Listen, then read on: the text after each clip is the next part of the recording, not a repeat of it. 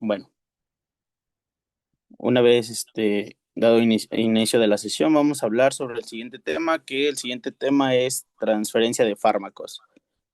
Y para ello vamos a hablar de diferentes puntos que tiene que abarcar este tema. Y primero pues anotemos el título, ¿no? ¿Alguien sabe qué quiere decir con transferencia de fármacos? ¿Leyeron algo? ¿No leyeron nada? No importa, pero solo pregunto. No, no sé. Ok.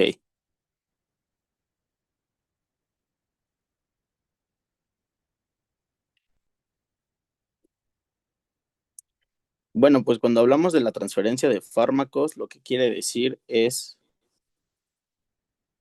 que es el paso de los fármacos a través de una membrana celular.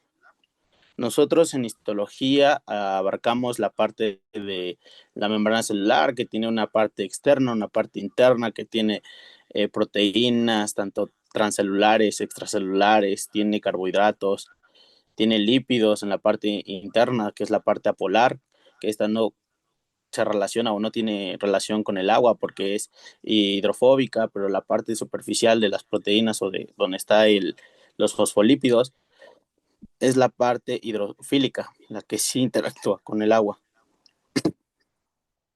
Entonces, pues, es el paso de los fármacos a través de una membrana,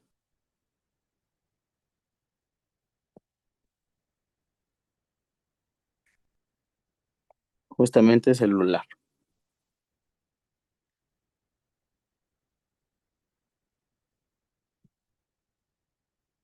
Y para eso voy a robar un dibujo que está de este lado. A ver, esperen.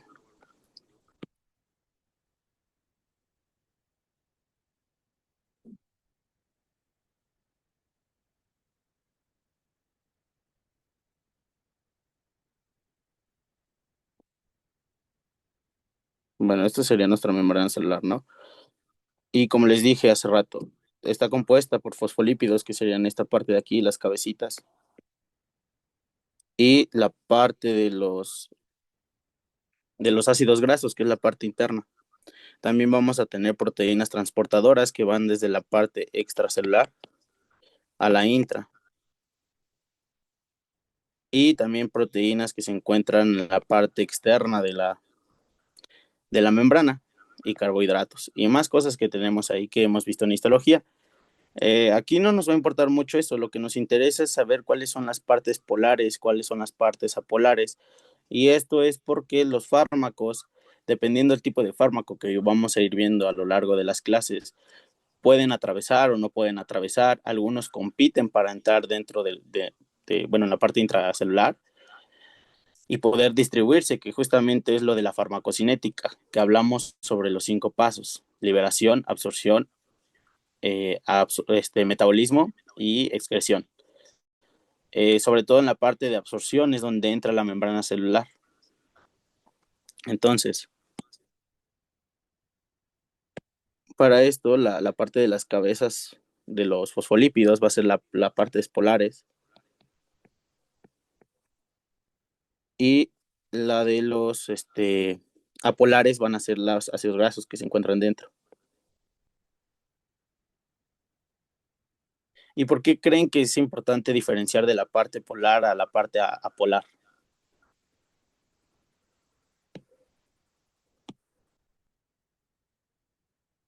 Nada más porque sí, porque a alguien se le ocurrió.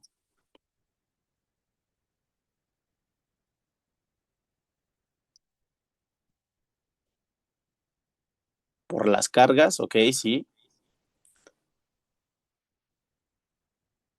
¿Qué más?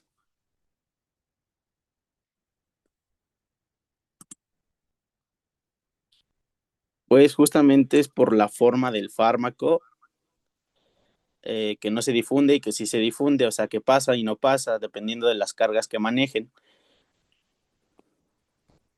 Y eso que dijo Arthur está muy bien porque justamente vamos a tener que son la forma del fármaco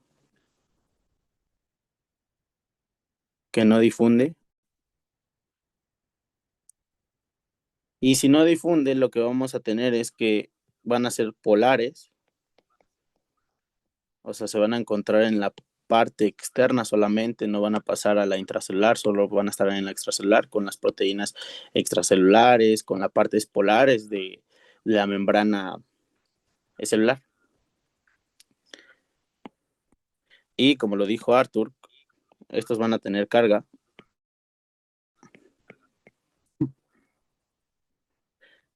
Van a ser justamente, ya que están en contacto con la parte del agua, son hidrofílicos. Y también está ionizada. Esto es importante porque el saber que un fármaco está ionizado o no está ionizado es lo que nos va a decir o lo que nos va a dar a entender si puede pasar o no puede pasar el fármaco. Porque sí, la membrana es selectiva, por eso tenemos tipos de transporte, que los tipos de transporte es lo que vamos a ver en un rato. Y eso lo vimos en histología y también se llegó a ver, bueno, ya se empieza a ver en fisiología, que bueno, justamente ya les preguntaban qué clase iban, porque pues esto se relaciona con ello, ¿no? Con la forma en que pasan a través de la membrana. Y vamos a tener la otra forma, que es la forma del fármaco que difunde.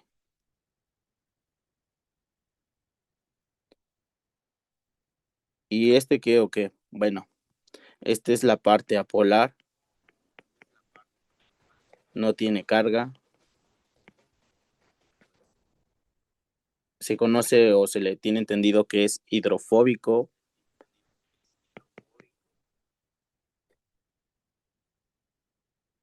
y pues no está ionizado.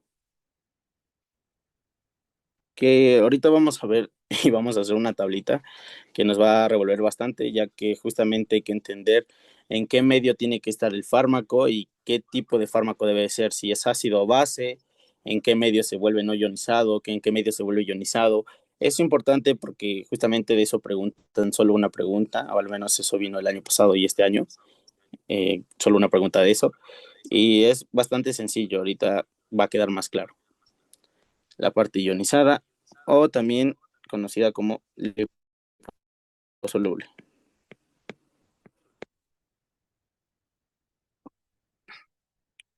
Esto es lo que tiene relación con la transferencia de fármacos. Justamente como les dije, es el paso del fármaco a través de la membrana celular y esto va a depender si tiene carga o no tiene carga, como lo dijo Monse. Y ahora de eso. Después de eso vamos a tener que existen tipos de transporte. ¿Alguno me puede decir un tipo de transporte o a grandes rasgos en qué se clasifica?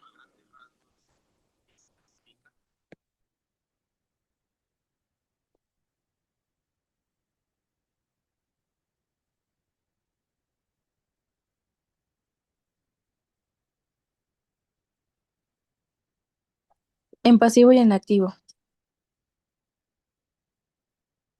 Justo en pasivo y activo.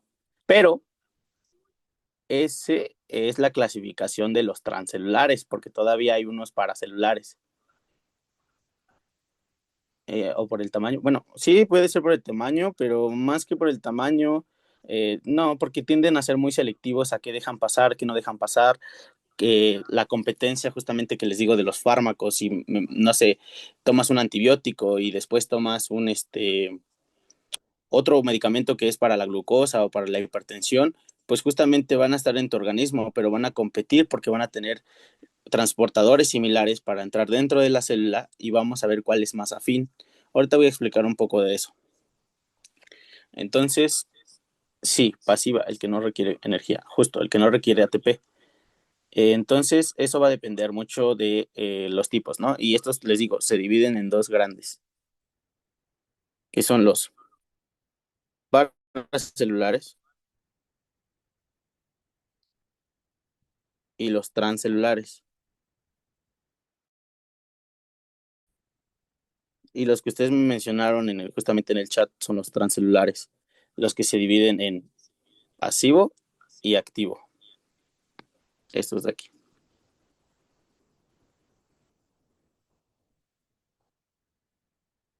Y para eso nos vamos a robar otra imagen de acá.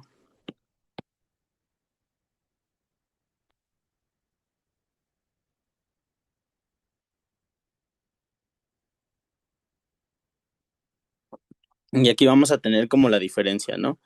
Los paracelulares, justamente la diferencia que tienen de los transcelulares es que los paracelulares tienen que pasar a través de eh, ya pasos o, bueno, lugares en donde sí puede entrar, o sea, en espacios intracelulares.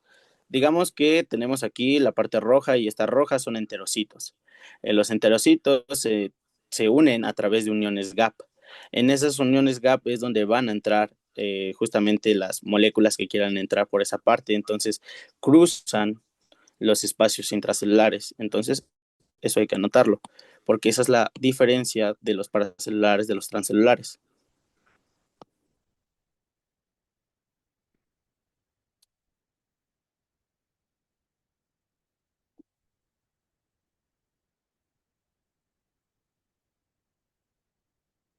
Y ahora, ¿qué serán los transcelulares? Alguien que me escriba ahí o me lo diga.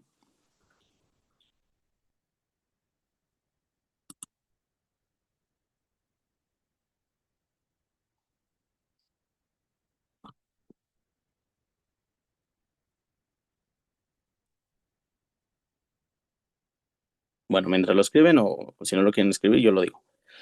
Justamente son los que atraviesan la célula, pero justamente como está aquí, ya lo atraviesan el enterocito a través de la célula, justamente. ¿Y cómo atraviesan a través de la célula? Pues por transportes. Y justamente ustedes ya me dijeron en el chat hace rato los tipos de transporte.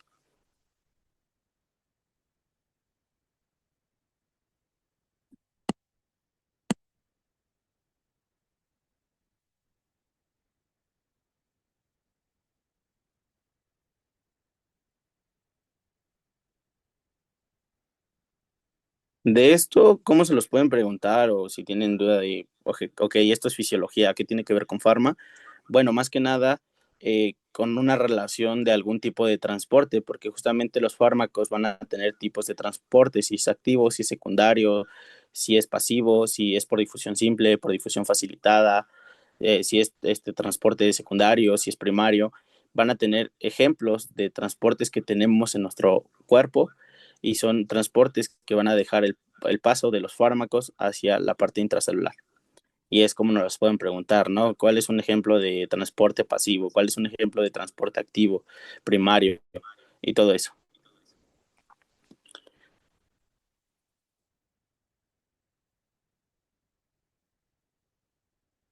O pasivo. Esto es importante porque pues, no lo pueden olvidar, la parte de los tipos de transporte, cómo se clasifican o se dividen, que son en dos.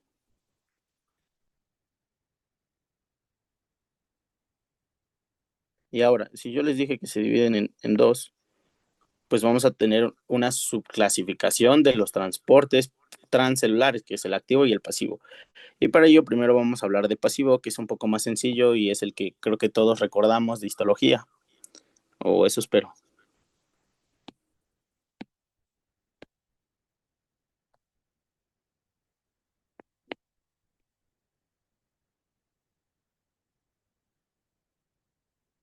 ¿Alguien me quiere decir en qué consiste el transporte pasivo?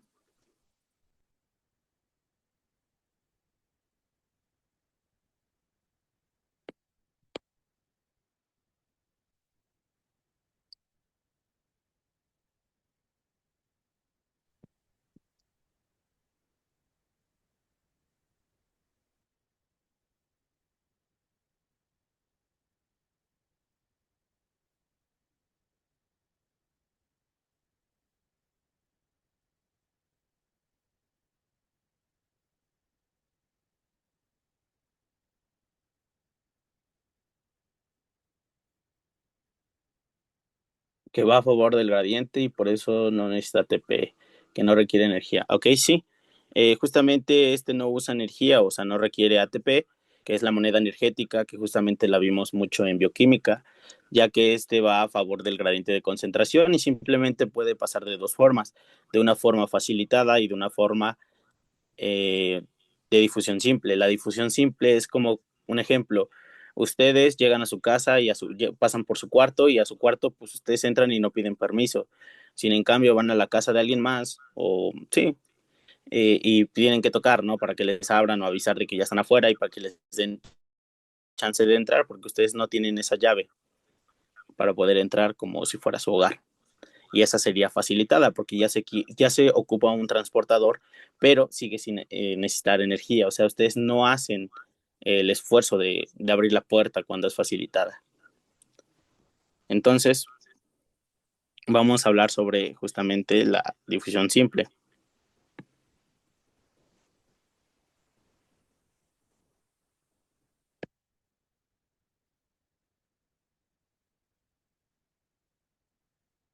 ¿Y qué quiere decir la difusión simple con lo que les acabo de decir?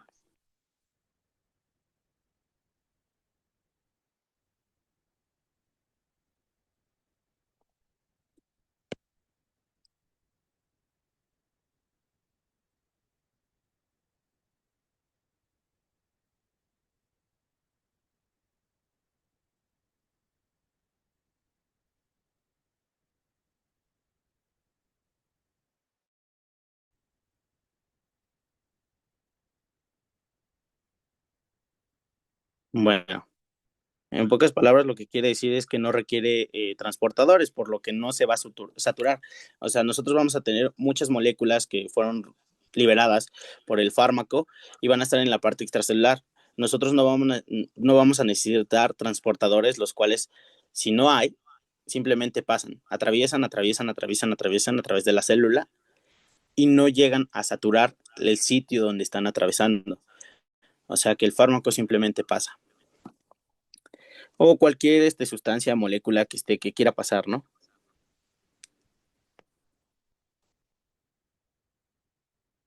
Y es mayor para fármacos pequeños.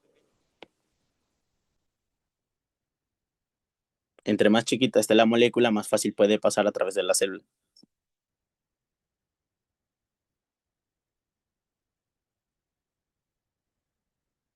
¿Quedó clara esa parte de la definición o la repito?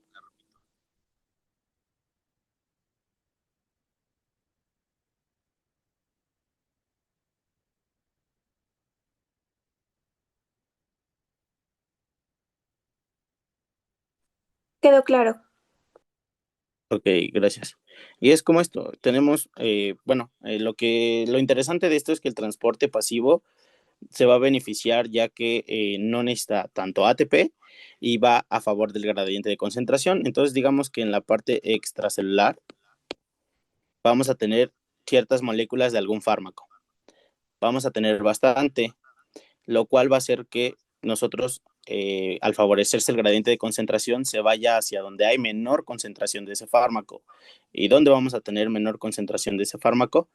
En la parte intracelular. Vamos a tener la membrana, que justamente tiene dos capas, y la va a atravesar a través de las células, simplemente sin transportadores ni nada, simplemente va a pasar y va a favorecerse por el gradiente de concentración. Entre más pequeños sean las moléculas del fármaco, más fácil va a ser el paso entre las células. Y eso es lo que quiere decir difusión simple. Eso es muy sencillo. ¿Y qué es lo que nos importa de esto? Es entender que el transporte pasivo no usa energía, o sea, no usa ATP y está a favor del gradiente. Lo que nos importa saber de la difusión simple es que no requiere transportadores y tampoco son saturables. Y si no se satura, pues no hay problema, el fármaco puede seguir pasando. Y otra cosa que les quiero recordar y mencionar ahorita, que justamente no sé si lo leyeron, pero los fármacos jamás terminan de eliminarse del cuerpo. Lo vamos a ver en posteriores clases, pero el fármaco lo que tiende a hacer es dividirse mitad tras mitad, tras mitad, tras mitad, tras mitad, y jamás termina de eliminarse. Ok, sí, tenemos un proceso de excreción o expulsión de nuestro cuerpo, pero simplemente es una cantidad de fármaco que no se requirió o que no se ocupó y se excretó. pero sigue quedando pequeñas porciones de ese fármaco que siguen rompiéndose y rompiéndose a la mitad y en el cuerpo se queda. Y bueno, algo importante es que después vamos a ver algo que se llaman vidas medias, y eso es importante porque en el temario anteriormente eran de 5 vidas medias y ahora actualmente son 5. Entonces, eso es importante porque en el departamental nos pueden preguntar cuántas vidas medias requiere un fármaco para estabilizarse en el organismo, y son 7.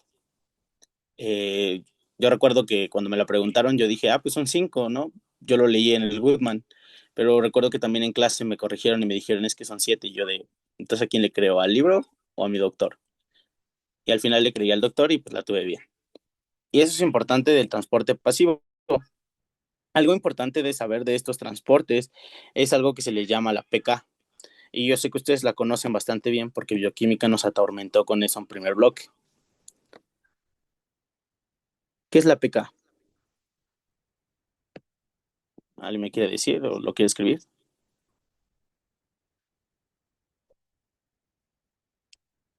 Va que va, todo claro. Y con respecto a la PK, ¿qué es? ¿Qué es eso que daba miedo en Bioca? Que era calcular y luego no salía bien, y la calculadora toda fea del departamento en sus exámenes departamentales, te estresabas, no te daba el porcentaje o el valor, y decías, ay, ya, esa no la tendré bien. Era algo complementario del pH. Ay, no me acuerdo, perdón. Está bien, no pasa nada. Lo que quiere decir el pK, pues es justamente el pH, ¿no? El pH. Y en Pharma, lo que es la relación que tiene el pK es el pH al cual la mitad del fármaco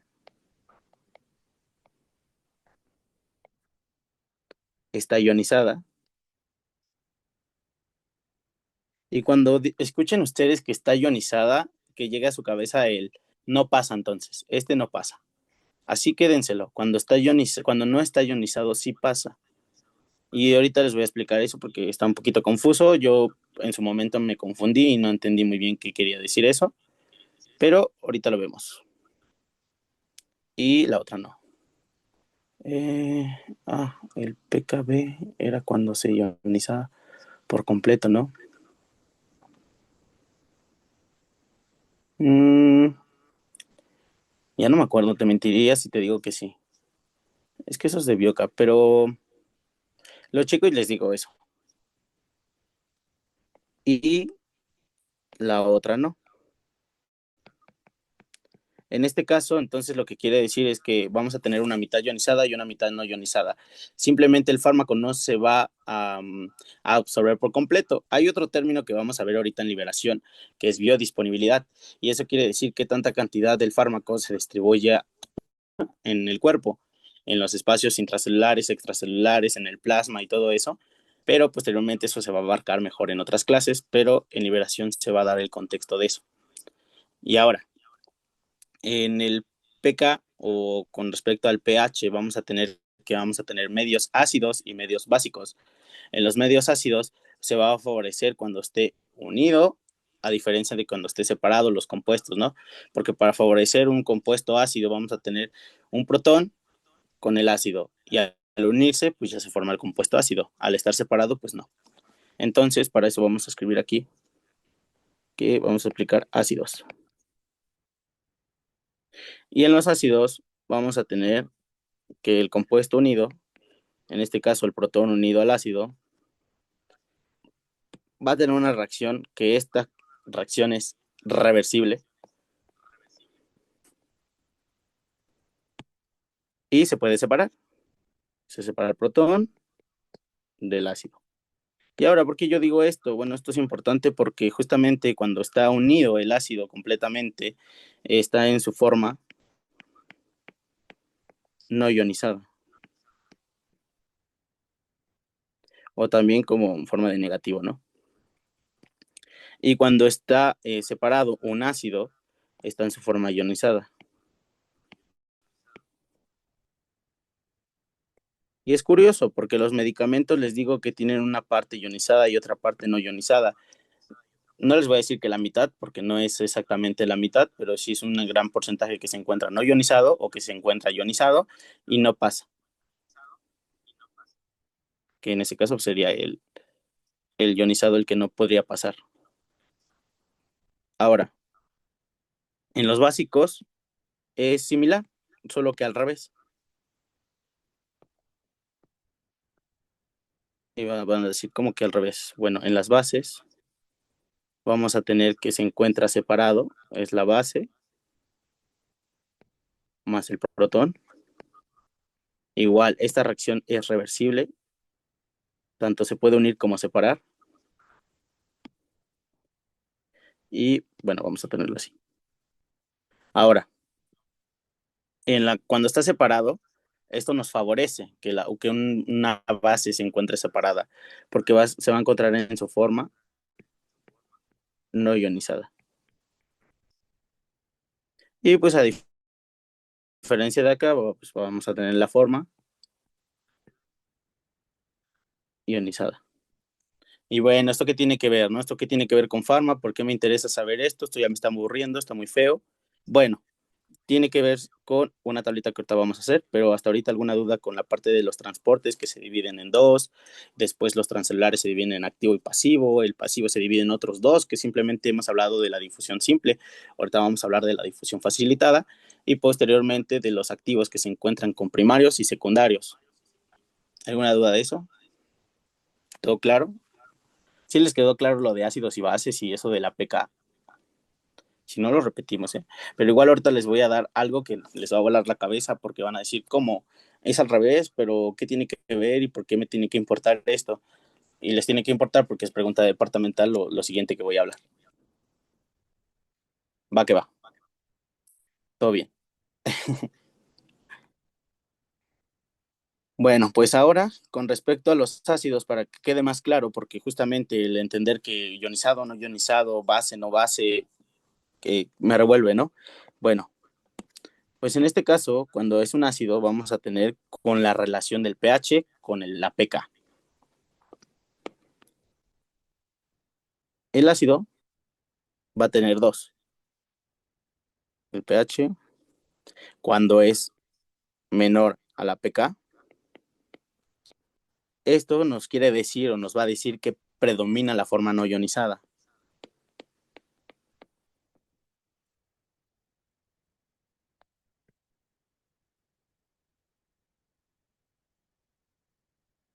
A diferencia de cuando tenemos mayor el pH. Cuando el pH es mayor que la pK, eso nos quiere decir que predomina la forma ionizada.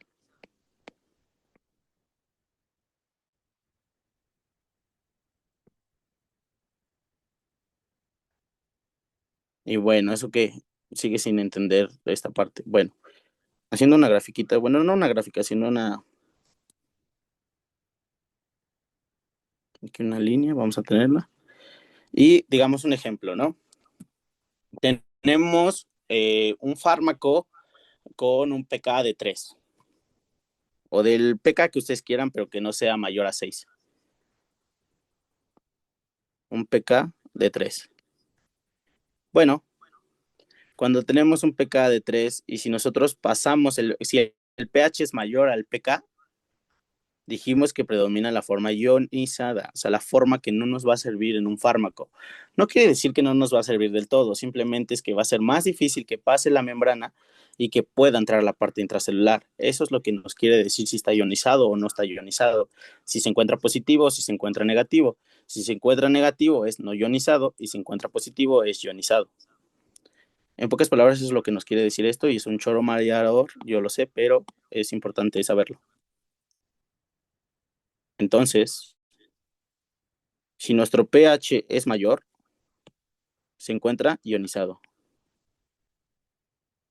Aquí lo ponemos, ¿no? pH, ¿de qué les gusta? De 5, por así decirlo. Y si se encuentra mucho menor que el pK, es no ionizado. Esto quiere decir que se encuentra negativo y esto quiere decir que se encuentra positivo. Y aquí un pH de 2.8. A diferencia de cuando esto es básico, cuando es base, es lo que les digo, como que está medio confuso y raro porque es al revés.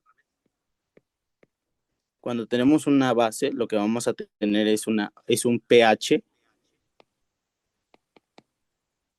menor al pK. Y si les digo que es al revés, entonces, ¿cómo sería? Aquí ponemos el otro. Pues. Los leo. O si quieren prender su micrófono, sin problemas.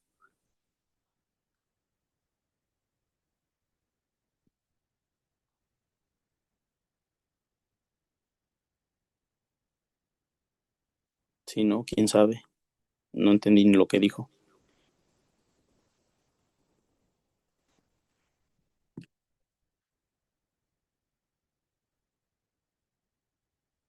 Justo, ahora si el pH es menor, vamos a tener va a predominar la forma ionizada. Y si está ionizado, está positivo. Y si está positivo, el fármaco le cuesta pasar la membrana. Entonces predomina.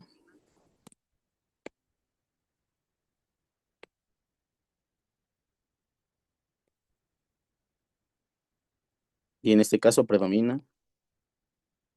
Cuando el pH en una base es mayor que la pK, predomina la forma no ionizada. Y en este caso podemos volver a hacer sí, el diagrama que dice acá, ¿no? Vamos a poner que ahora la pK es de 10. Y nosotros vamos a tener que, si el pH es mayor a 10, ya un pH de 11, o de 10.5 incluso, se encuentra no ionizada. Y si el pH es menor, o sea, es ácido, se encuentra en su forma ionizada. Acuérdense, esto es positivo y esto es negativo. ¿Es importante recordar las cargas? Claro que sí, porque eso tiene que ver con la relación de los fármacos con la interacción de la membrana. Ahora, para esto hay que hacer una tablita para que quede más claro y digamos, ok, esto ya me quedó claro y ya lo grabé para el departamental y pues tengamos otra bien, ¿no? Porque eso es lo que queremos, ¿no? Sacar 10 en el departamental, pero también aprender farmacología. Ahora vamos a hablar sobre la influencia del pH en la difusión. Porque sí es importante. Hagamos de cuenta que vamos a tener un fármaco ácido, el fármaco que ustedes quieran. Ejemplo, la aspirina. Ahorita igual hacemos un ejemplo de esto para que quede más claro y pues justamente es como, bueno, esta no fue pregunta departamental, pero no me acuerdo qué fármaco pusieron de ejemplo, pero sí era con 3.5 de pK. Pero yo les voy a poner otro. Vamos a tener que, para esto vamos a tener un fármaco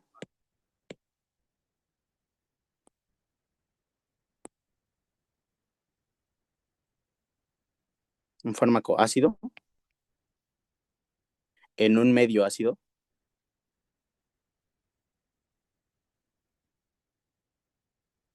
También vamos a tener un medio base y un fármaco base.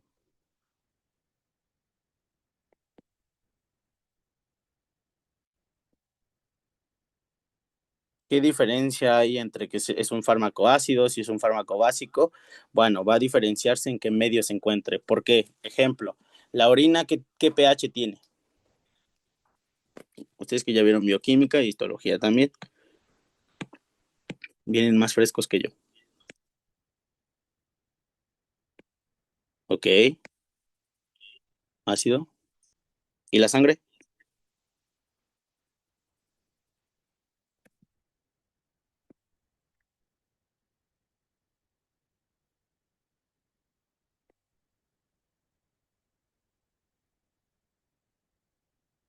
No, esa ya no la manejan, ¿o cómo? Bueno, líquido cefalorraquídeo. Ok, sí. Bueno, en lo que contestan eso, les voy a decir que un fármaco ácido se va a beneficiar y siempre se va a beneficiar si se encuentra en un medio ácido. Sí, justo, neutro. Eh, si nosotros tenemos un fármaco que se encuentra que es un ácido, un fármaco ácido, que se encuentra dentro de un medio ácido, esto va a hacer que esté no ionizado.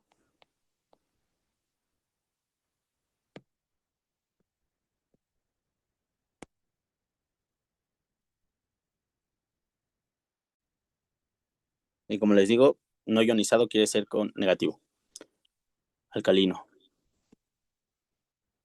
Y si se encuentra, bueno, esto todavía no. Seguimos con el ácido. Ahora, el fármaco ácido se encuentra en un medio base, lo que va a hacer es lo mismo que yo representé en las gráficas, bueno, con sí, el diagrama de anterior, que si se encuentra en diferente estado de lo que es, o sea, si se encuentra en un pH menor o mayor, no, más bien mayor al fármaco que se encuentra en un pH menor, esto va a estar ionizado y va a ser positivo. En este caso, igual lo mismo, ¿no? Una base con un medio ácido, pues va a estar ionizado.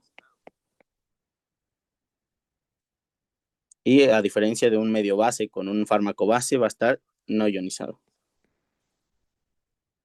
Y esto es la importancia, esto es lo que quiero que recuerden.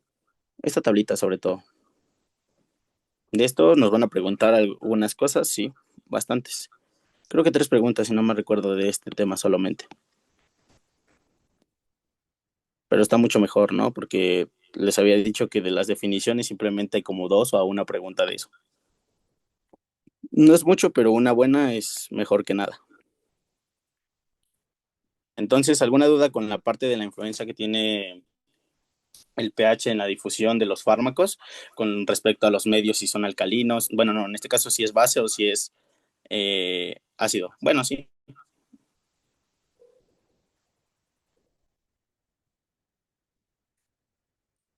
Preguntas, dudas, comentarios, quejas, inconformidades. No, yo leí otra cosa, el Goodman decía otra cosa. Creo que me perdí un poco. A ver, dime, ¿en qué parte te perdiste? Ahorita arreglamos eso, no hay problema. ¿Qué fue lo que no entendiste? ¿Qué fue lo que no quedó claro?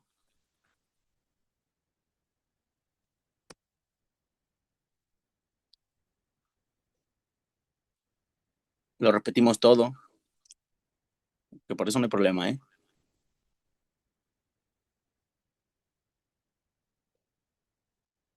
Ah, que pasa la membrana, que pase o no pase a través de la membrana el fármaco. Si se encuentra no ionizado, va a ser como más fácil que pueda pasar. O sea, acuérdate qué tipo de cargas tiene la membrana, ¿no? En la parte exterior tiene parte positiva y si positivo con positivo lo va a repeler. Entonces esto evita que entre con facilidad. Y si es negativo, en este caso no ionizado, lo va a jalar más bien y va a dejar que pase a través de transportadores y a través si ocupa energía o no ocupa energía, que posteriormente hablaremos de los activos. Esto solamente tiene relación con los pasivos, pero también con los activos, eso es en general. Pero lo quise dar antes, este tema o esta parte del tema, porque si lo entiendes, entiendes más cómo es que un fármaco puede pasar y cómo es que otro no, cómo es que se le dificulta otro fármaco, cómo es que tiene que ver otros medios para poder entrar en todo tu sistema, para ser sinceros, en la parte del sistema sanguíneo.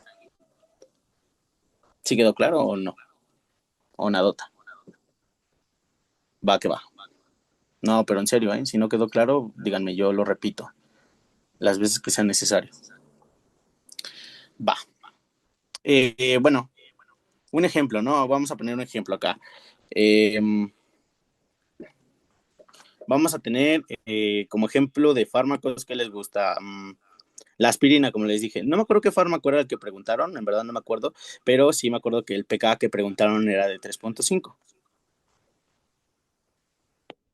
Entonces, No importa el fármaco. Bueno, no sí importa porque dependiendo del fármaco es el pK que maneja.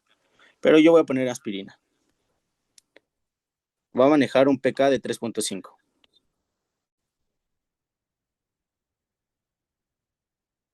3.5, perfecto. Eh, y la pregunta era algo así como de qué forma del fármaco predominará en la orina. ¿El ionizado, no ionizado? A ver, ¿alguien quiere contestarlo o quiere explicar cómo se hace o no sé, alguna idea con esto? La pregunta era algo así, la repito. Considerando que la aspirina es un ácido débil con un pK de 3.5, ¿qué forma del fármaco predominará en la orina? Asumiendo un pH de 5.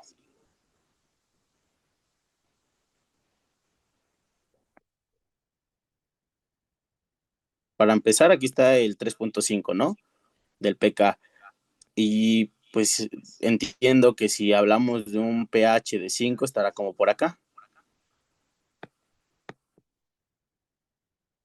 Entonces, ¿alguien me quiere decir cómo se encuentra este fármaco? Diciéndose que es un ácido débil.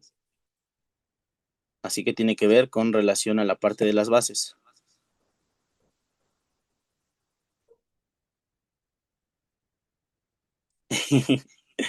A mí también, Monse, se me cruzaron los cables cuando vi este tema y dije, ¿qué tiene que ver eso? ¿Por qué estamos viendo Bioca? Justo, es más ionizado. Miren, vean, les dije que el pH es mayor, el pK es menor y en este caso predomina la no ionizada, pero esto es en la base. Si hablamos del ácido acetilsalicílico, pues ya estamos hablando de que es un ácido débil, entonces estamos hablando de ácidos. Y el pH es mayor, la pK es menor y predomina la forma ionizada, como lo dijo Sebastián.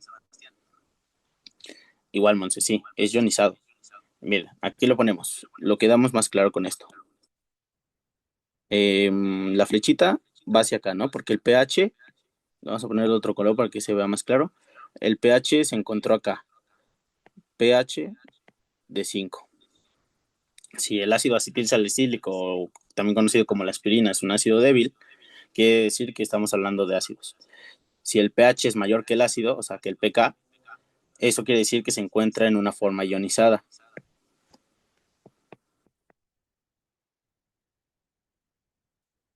Y la forma ionizada les dije que es la forma positiva, ¿no? Entonces, regresando a la pregunta, ¿qué forma del fármaco predominará en la orina?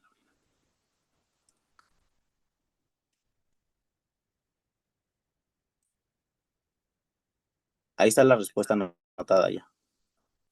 Y ya la dijeron en el chat también.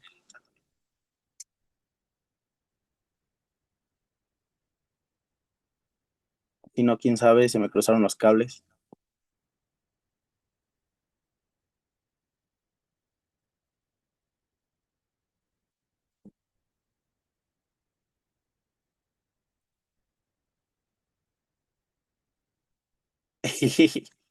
Está bien, no pasa nada. A ver, ya me perdí ahí. Va. Estamos hablando de la aspirina. La aspirina es un ácido débil. Su pK se está manejando en 3.5, con un pH, asumiendo el pH de la orina es de 5, ¿no? Es un poquito mayor que el fármaco. Sería entonces planteando que el pK es menor que el pH y usaremos como referencia los valores del ácido. Sí, porque justamente es un ácido débil, entonces tiene que ver con los ácidos. Y en este caso, la pK sí es menor que el pH, entonces esta es la parte de la menor. pH es menor a pK, predominará la forma ionizada. Por eso les digo que la parte de acá arriba es como más fácil para entender este tipo de preguntas. Simplemente les preguntan si está ionizado o no está ionizado, en qué medio se encuentra, en qué medio no se encuentra y entender la parte del pH, si es mayor, si es menor que la pK y el fármaco. Si entiendes el fármaco, qué tipo de fármaco es, si es ácido o base, ya tienes en la bolsa pues una pregunta más. ¿Sí quedó claro? Va. Entonces, su pH es mayor, su pK es menor y predomina la forma ionizada, la forma positiva. Y eso tal cual fue una pregunta así que decía, se las repito, considerando que la aspirina es un ácido débil, que tiene una pK de 3.5, ¿qué forma del fármaco predominará en la orina, asumiendo que la orina tiene un pH de 5? Pues la forma ionizada, porque les dije, dependiendo hacia dónde gire o hacia dónde va. Es más, aquí está, tenemos un pK de 3 y si es mayor el pH de 5, es ionizada. No miento, ahí dice. Y también lo dice el Goodman. ¿Todo bien? ¿Todo claro? ¿Ya quedó más claro eso?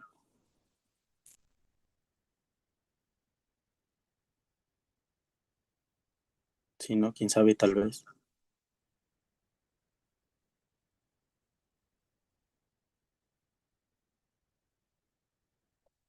Va que va.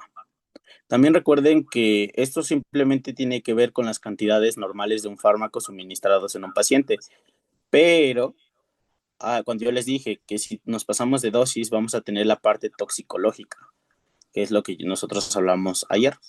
Si se vuelve tóxico el asunto, ya no va a importar si está ionizado o no ionizado, porque simplemente va a estar gran cantidad en el organismo que sí o sí va a entrar y nos va a producir varias reacciones adversas y sobre todo puede llegar hasta la muerte. Y eso lo vamos a ver en el tema de absorción, que es la siguiente clase, con la parte de una cosa que se llama la curva de absorción. Entonces, una vez visto esto, pues vámonos con los tipos de transportes de los que nos faltaron, ¿no? ¿Cuál nos faltó que les dije que les iba a dar ahorita? A ver si estamos poniendo atención.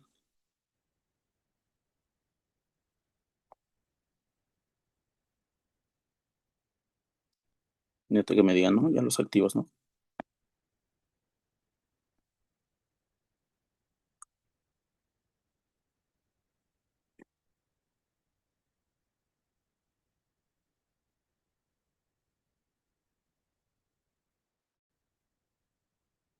Seguimos con los pasivos.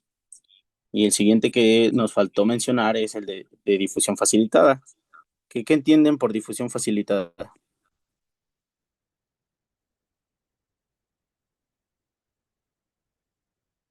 ¿Ocupa o no ocupa ATP? Ok, sí, ocupa transportador. ¿Y ATP? ¿Lo ocupa o no lo ocupa? Perfecto, no se ocupa. ¿Se satura o no se satura este tipo de difusión? Sí, se satura. Muy bien, se satura. Porque justamente la cantidad de fármaco que va a entrar, simplemente los transportadores miden eso. A pesar de que no tienen conciencia, ni siquiera están vivos, ellos mismos dicen, ok, ya pasó mucho fármaco o muchas moléculas extracelulares hacia la parte intracelular, ya, frénale. Yo ya me agobié, ya no quiero chambear, me agoté, fueron 8 horas de jornada consecutiva, entonces ahora quiero descansito. Y es lo que pasa en la difusión facilitada.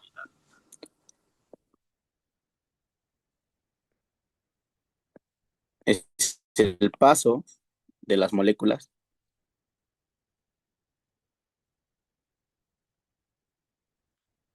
ionizadas, o en este caso hidrosolubles, iban a decir, hace rato vimos que las ionizadas no porque se repelen. Muy bien, pero no va a entrar de difusión simple, no va a entrar a través de la célula, va a entrar a través de transportadores que no discriminan al fármaco si es positivo o negativo, por eso es que pasan la forma ionizada o hidrosoluble.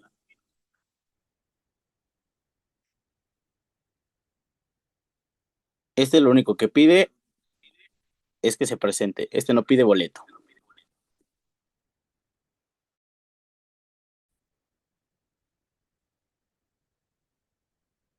Atraviesan gracias a, como dijeron ahí, proteínas transportadoras, no se les puede olvidar esto.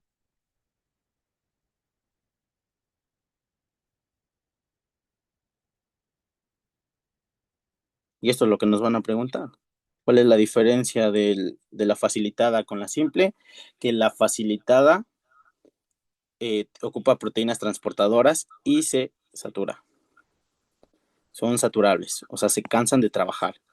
¿Y alguien sabe algún tipo de ejemplo de la difusión facilitada? Hay muchos en el organismo, pero solo díganme uno. Hay uno muy importante y tiene 5 variedades. ¿Cuáles son? A ver, ¿cuáles son esos? Yo recuerdo que los vimos lo vimos en Bioca, en bloque, no, creo que bloque, pero creo que bloque 2.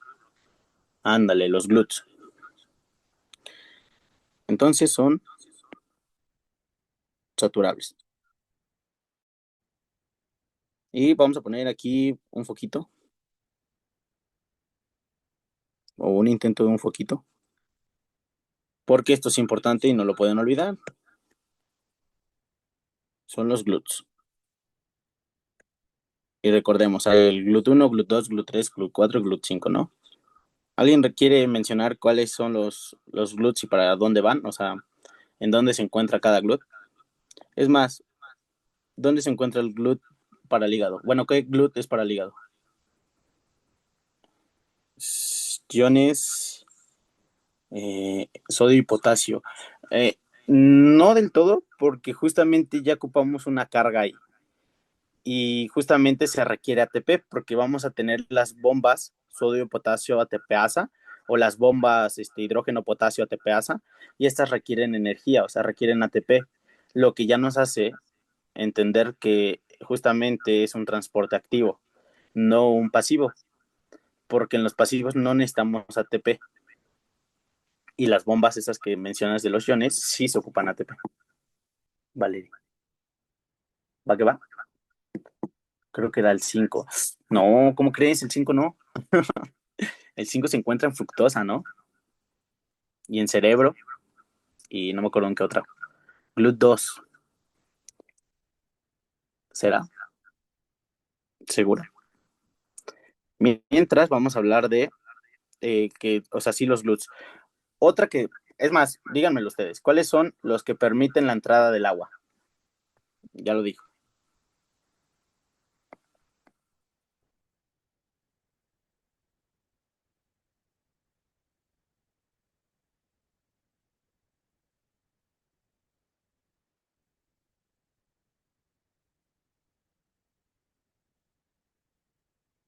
No, esas no las manejan. Yo recuerdo que en esto se vieron. Las bombas de potasio, no. Las bombas de potasio, como lo dije hace ratito, esos tienen que ver con energía, o sea, se requiere gasto energético. Porque si recuerdan en ay, ¿cómo se llamaba esto de transportadores de iones? En lo de el proceso de la respiración que vimos en bioquímica, ya ni me acuerdo bien de eso, pero justamente trabajaban 4 subunidades donde a la parte extracelular liberaban protones y a la parte intracelular también las metían y hacían cambiar a la bomba ATPasa para seguir trabajando y liberando protones para que así se estimulara esta parte. Y no, ahí se ocupa ATP, o sea, necesitas un gasto energético para que esto suceda.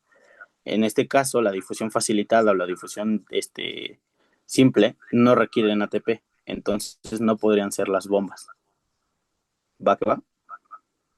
Serían las acuaporinas. Son las que permiten el paso de agua a través de la membrana.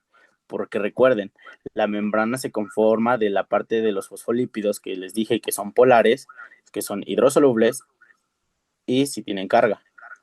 No, sí, tienen carga. Canales también. Sí, son canales, son espacios donde pasa justamente, son transportadores ahí. Entonces, vamos a tener que también se van a encontrar algunos SLC y van a decir, ¿qué es eso, no? Eso suena raro. Eso yo me acuerdo que lo vi en renal de histo. Son transportadores renales. Y solo algunos, ¿eh? No, no estoy diciendo que en la parte de difusión facilitada estén todos porque no es cierto. Vamos a ver que hay unos que necesitan ATP y esos van a estar en los transportadores eh, activos. Entonces, ¿quedó claro con esta parte de la difusión facilitada y simple? Es más, vamos a poner un dibujito de esto.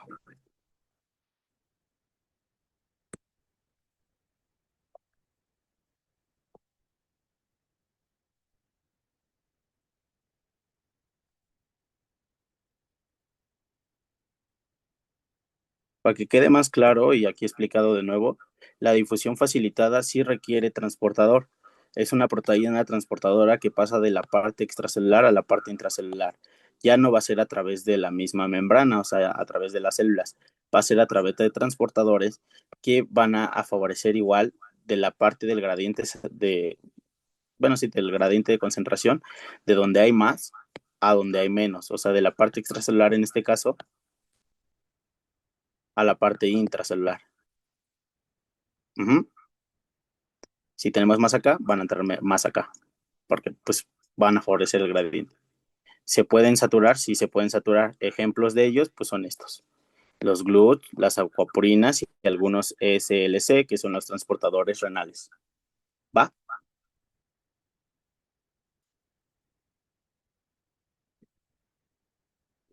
¿Sí quedó claro o no?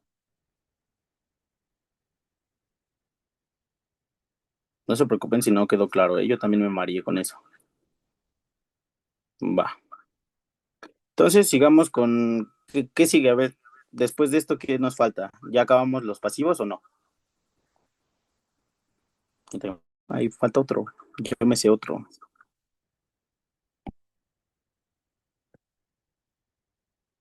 Mm, Me repite lo que mencionó Doc, es que se me trabó mi computadora.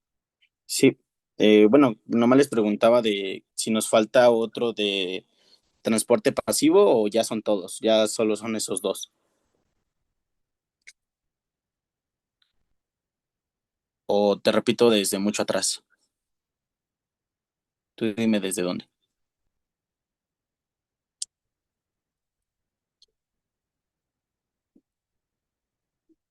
Ah, lo del dibujo.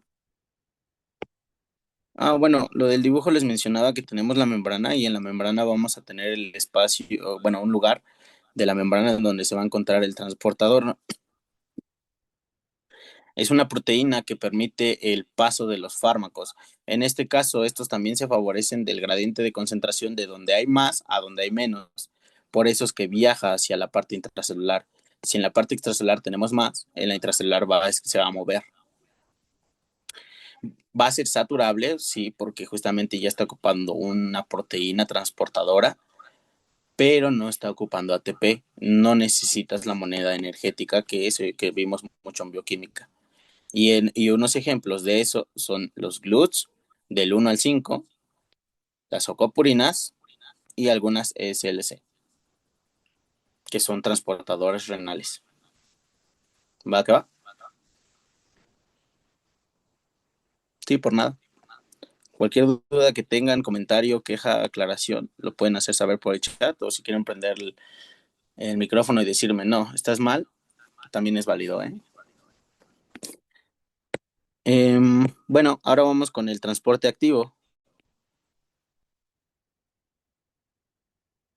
Solo los vamos a ver muy superficiales porque esto justamente se ve en fisiología y pues ya lo vimos en histología. Me acuerdo que vimos tipos de transporte y fue bastante pesado estar recordando si es activo, secundario o primario y todavía hay un desglose de los secundarios, entonces pues no lo vamos a ver tan así.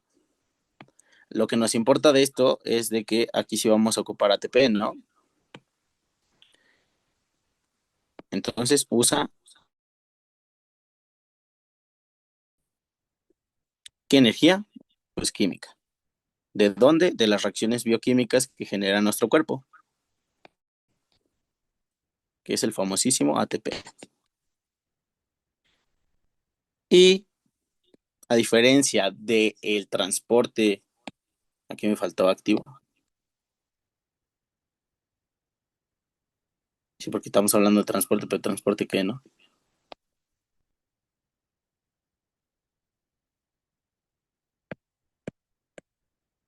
Cuando hablamos de este es que sí usa energía, o sea, sí usa ATP, pero está en contra del gradiente de concentración. Y es, ah, caray, ¿cómo? Entonces, de donde hay menos se va a donde hay más. Sí.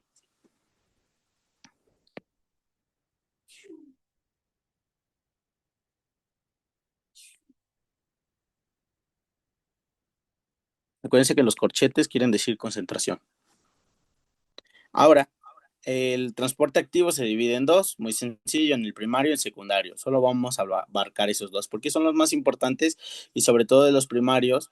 Les tengo una pregunta departamental de ella y ahorita se las digo, que preguntaron. Y es como hace rato me mencionaron. Ahorita justamente les voy a preguntar ejemplos y ya me habían dicho dos. Los que tienen que ver con bombas de potasio, bombas de sodio y potasio, bombas de hidrógeno potasio y nos falta uno que es muy importante porque es el ejemplo que les voy a dar y es la pregunta departamental que vino el año pasado. Miren, vamos a anotarlos aquí. Primero, el transporte activo primario.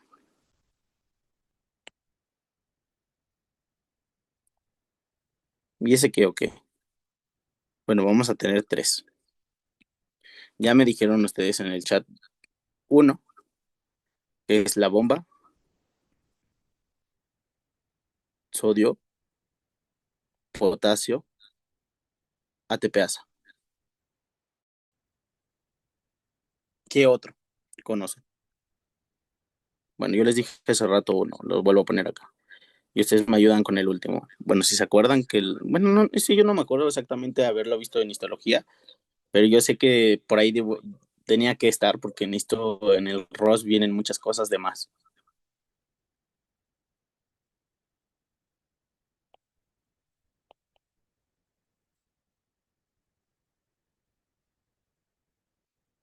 ¿Alguien se lo sabe? El próximo, el que voy a anotar. Y es más, lo voy a poner con... No, eso lo voy a marcar porque eso va a ser importante. Les ayudo. Es la familia de algo.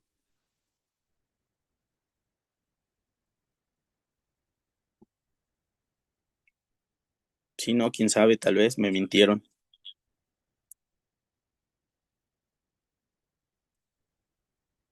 Lo leí, pero ya no me acuerdo.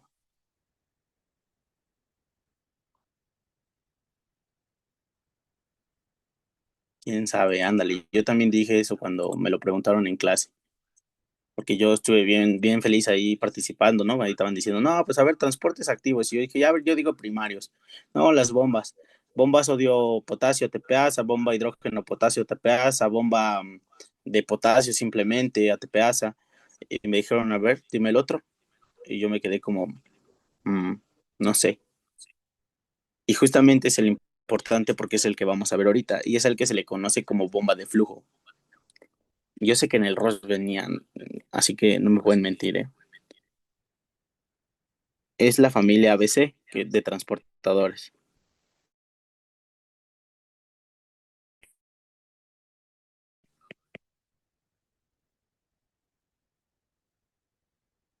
Y van a decir, ah, caray, ¿y eso qué? ¿De dónde salió?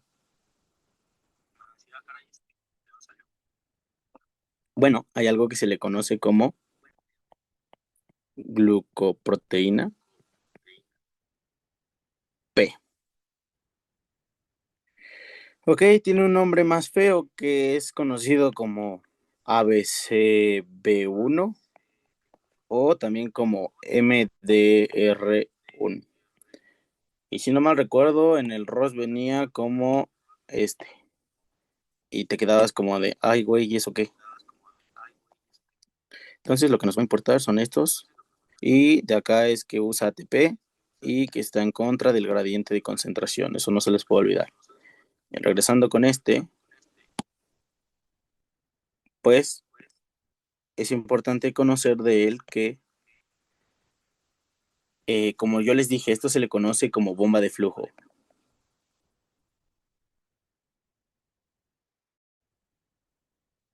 Entonces, si se le conoce como bomba de flujo, ¿qué es lo que va a hacer? ¿Qué es lo que va a generar? ¿Qué es lo que va a provocar? Ah, bueno, este exporta compuestos grandes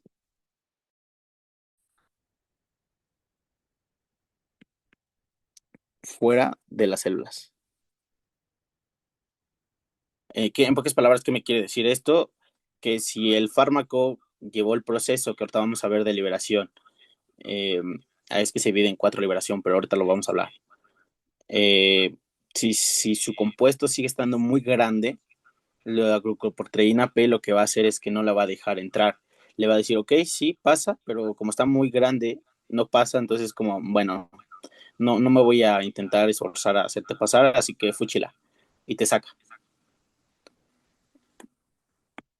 Y se entiende mejor entendiendo que limita la absorción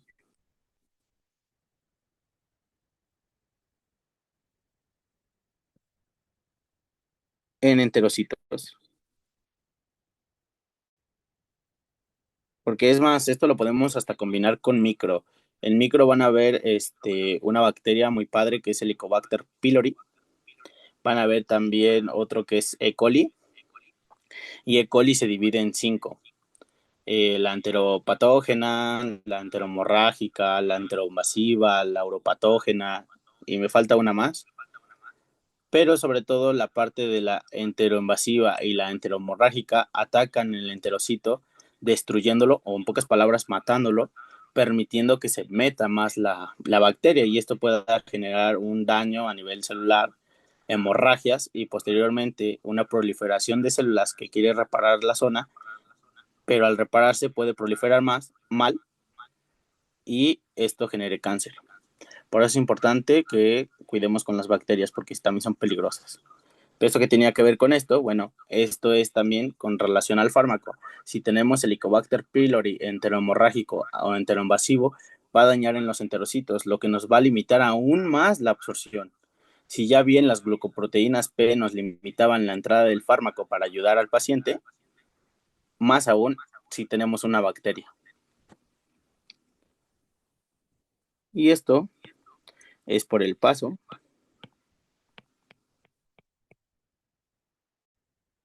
Bueno, también esto pasa en el paso por la barrera hematoencefálica y también esto sucede en las resistencias a quimioterapia.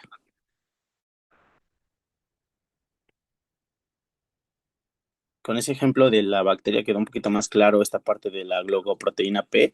Lo que va a hacer es que cuando entre el fármaco y quiera atacar aquí a nuestra amiga Helicobacter pylori enteromorrágica o enteroinvasiva, va a querer entrar por otras zonas en donde sí está bien el enterocito, pero está la glucoproteína P. Si este fármaco que se dio al paciente sigue siendo muy grande, la proteína P simplemente lo va a botar y no va a ser su beneficio que tiene, que es atacar a la bacteria. Sí, claro o no claro, como el agua o nadota.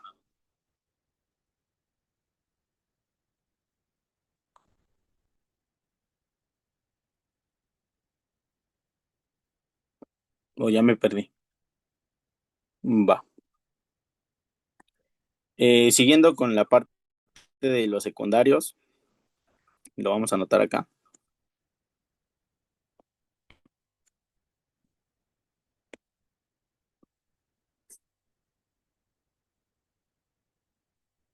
Es importante conocer una cosa de los secundarios, que estos aprovechan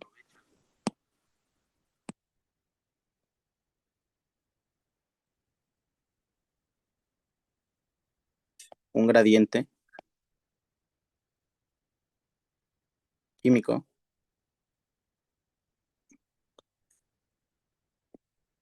existente para acoplar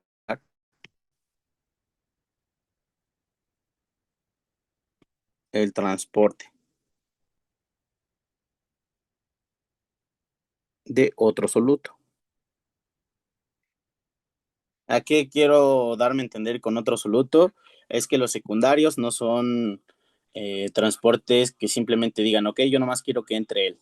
No, aquí existen tipos de transportes secundarios que justamente lo voy a poner con una imagen que está por acá.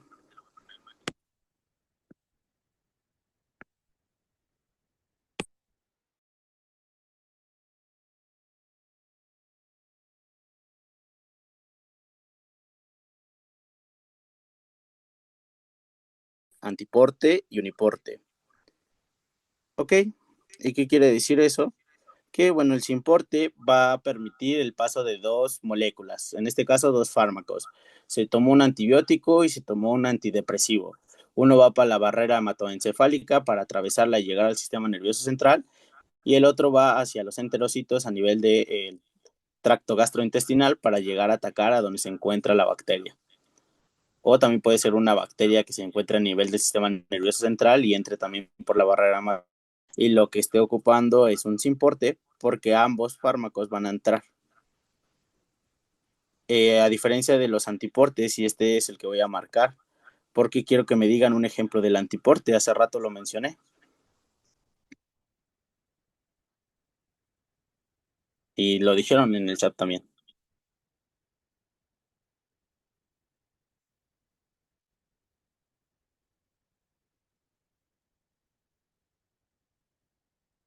Bueno, un ejemplo del simporte pues sería el SGLT, ¿no? Que es el de glucosa sodio. Pero el antiporte, el que mete una y saca otra, ¿eso le suena a alguna? ¿O nadota? Pues serían las bombas porque va afuera y el otro para adentro, justo. La bomba sodio-potasio. Que recuerdan, esto es importante, ¿cuántos entran de qué y cuántos salen de qué? A mí me confundía mucho eso.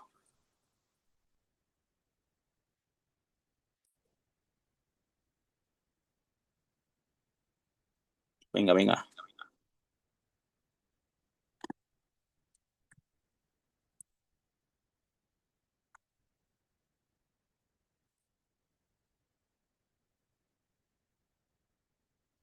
Entran dos y sale uno, creo, pero quién sabe.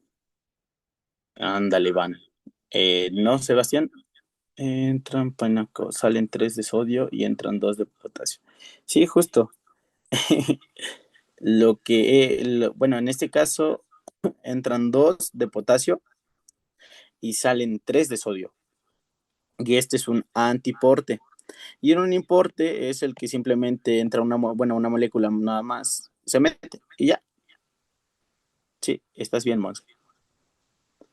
Y por último, para terminar el primer tema, que es el de fármacos, porque el otro ya está mucho más cortito, vamos a hablar sobre eh, acá arriba, los factores que afectan la transferencia de los fármacos. Está bastante rápido esto.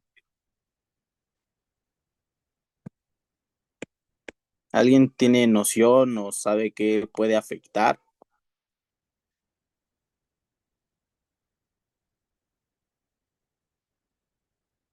Y digan, yo me acuerdo de esto.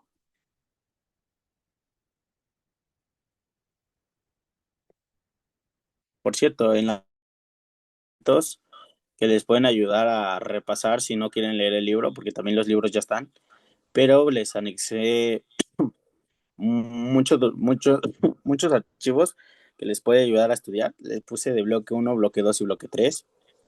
A pesar de que solo vamos a abarcar aquí bloque uno, les puse de los demás bloques para que lo tengan ahí pues reservado para cuando quieran seguir estudiando. Igual voy a hacer otra carpeta que ya les había dicho y se las voy a compartir con material de todo el segundito. Y bueno, hay carpetas que les dije que escríbanme o mándenme un mensaje por WhatsApp y les paso las carpetas. Digo, no lo paso por el grupo de WhatsApp porque pues no es mío como tal, entonces no puedo hacer eso. Pero bueno, vamos a tener tres factores que nos van a joder esto. ¿Y cuáles son esos factores? Me acuerdo que es bioquímicos, anatómicos, fisiológicos, histológicos, embriológicos e inmunológicos. Aquí va a haber algo que se llama factores físico, químicos del fármaco. Y aquí vamos a tener que algunos factores físico-químicos del fármaco que nos van a ser factores que afectan la transferencia. Y cuando hablamos de transferencia, hablamos del paso de un lado a otro. Es que el ácido, si es un ácido, o si es una base con respecto al pK, es lo que nos va a favorecer siendo un factor que afecte. También el peso molecular, eso que vieron en bioquímica en primer bloque, y la forma farmacéutica.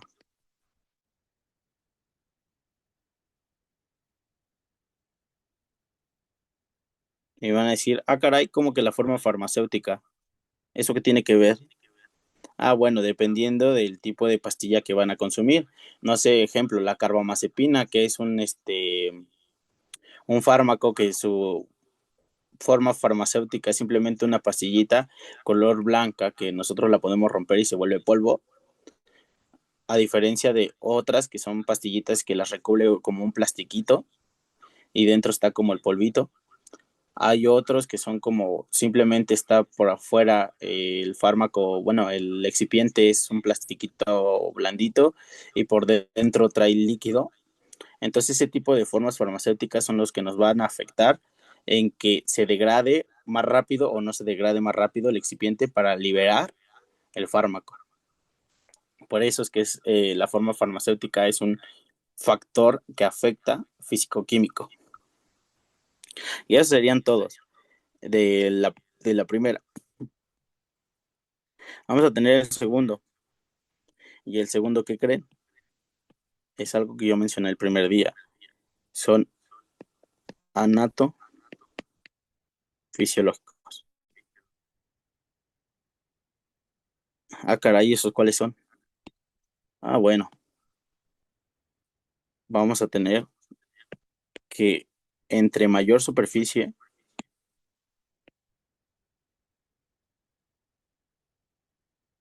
de absorción, vamos a tener mayor, bueno, en este caso, una superficie de absorción les había dicho los enterocitos. ¿Dónde se encuentran los enterocitos? En el tracto gastrointestinal. ¿Dónde se encuentran más? En el intestino delgado. Entonces es mayor en el intestino.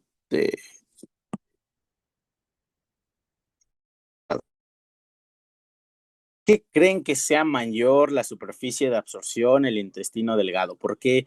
¿Qué se acuerdan de histología que le decían epitelio simple estratificado con células caliciformes ciliadas y demás? En este caso no es el del intestino delgado el que dije, pero ¿se acuerdan qué es lo que tenía el intestino delgado en la superficie?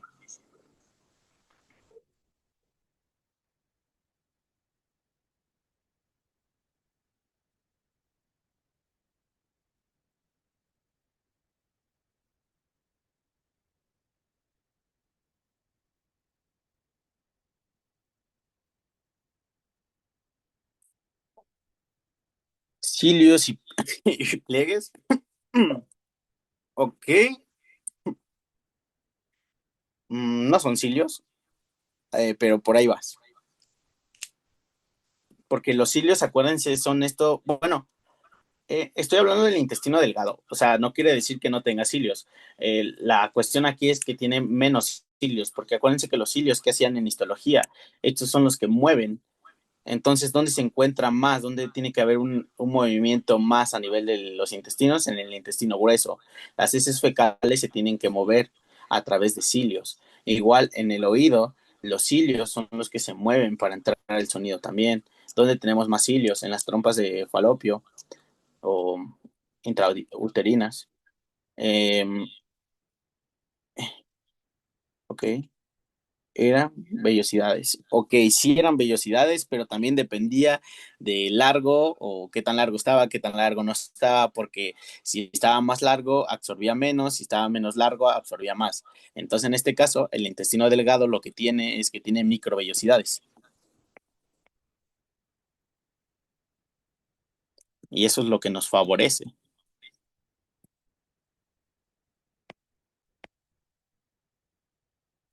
Me gusta que participen para que sea didáctico y aparte se acuerden un poquito de las demás materias, porque algo que noté y que a mí me gusta y por eso lo enseño así, es de que se integra mucho primero con segundo y segundo se integra con segundo. Entonces, algunas veces voy a estar hablando de micro, voy a estar hablando de inmuno, voy a hablar de fisio, voy a hablar de farma, porque pues es farma.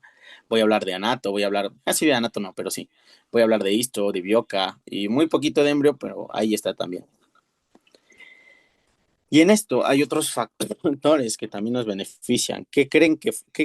Bueno, ¿qué factores creen que nos benefician también? Yo lo dije hace rato, que tiene que ver con el PK,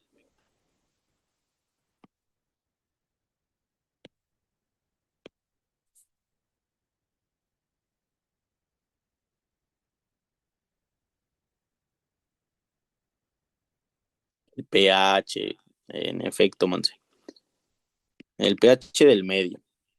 Cuando hablamos del pH del medio, hablamos del pH que se encuentra a nivel de donde se puso el fármaco. Si es sublingual, el pH de la saliva.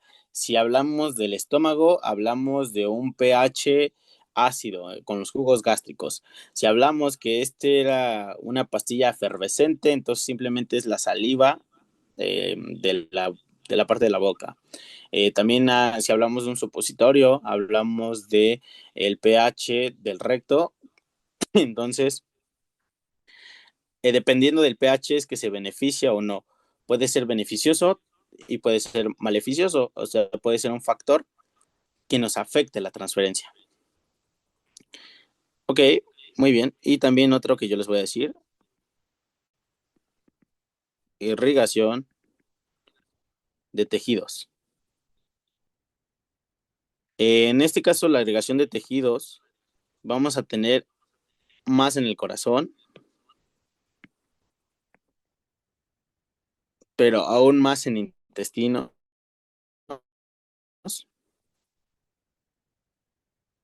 delgado. Este es el que nos importa más. Y en hígado y riñones.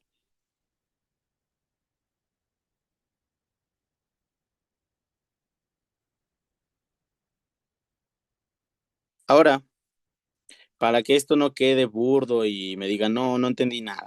Simplemente no me gustó. Ah, bueno. Para eso hay que hacer un dibujito, pues todo feo, pero que quede claro. Vamos a hacer un estómago, la curvatura mayor, aquí el píloro, luego el duodeno que desciende, el duodeno ascendente que le llaman acá, porque sube. Vamos a hacer también la curvatura menor del estómago, el espacio que se encuentra aquí en el píloro, luego el duodeno descendente, el ascendente. Bueno, el horizontal y el ascendente que está acá.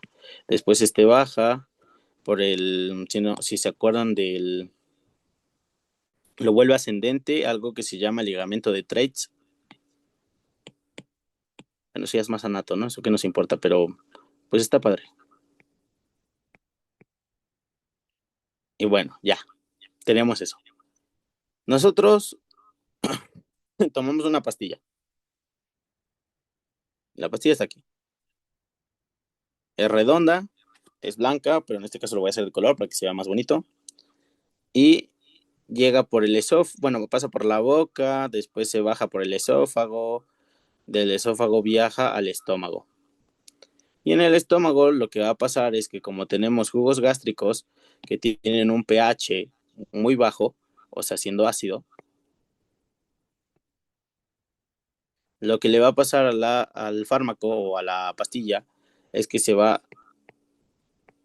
bueno, no desintegrar, o bueno, sí, es curioso ese término porque desintegrar suena como desapareció, pero no.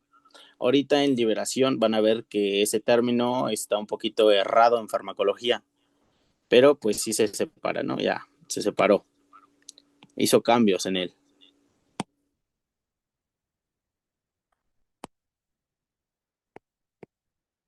Y el fármaco está liberado ahí porque en este caso su excipiente no fue tan fuerte y el ácido gástrico fue mayor. Pero ¿qué pasa cuando está en el estómago? Bueno, tenemos algo que se llama capilares. En segundo bloque de fisiología van a entender un poco más los capilares y es que es la zona más grande de todo, no, bueno, no de todo el cuerpo, pero sí con respecto al sistema de irrigación sanguínea. Entonces tenemos el capilar, ¿no? Aquí está el capilar, bien feo, pero ahí está. Y lo que va a pasar es que el fármaco, una de dos, se va para el duodeno o se mete al sistema sanguíneo. Y una vez aquí, se va a meter, se va a meter, se va a meter. ¿Y qué va a pasar? Se distribuye por todos lados.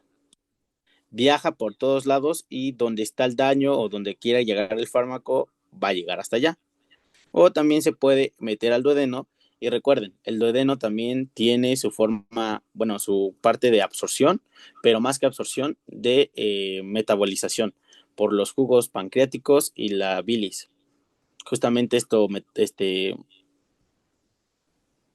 generan más metabolismo y de ahí viaja un poco más al intestino delgado, donde vamos a tener muy poca absorción, pero mucha metabolización, y posteriormente al intestino grueso, que el intestino grueso, recuerden, es una zona de mayor absorción. Justamente los líquidos y todo eso que en las heces van, las absorbe para que tengan esa consistencia.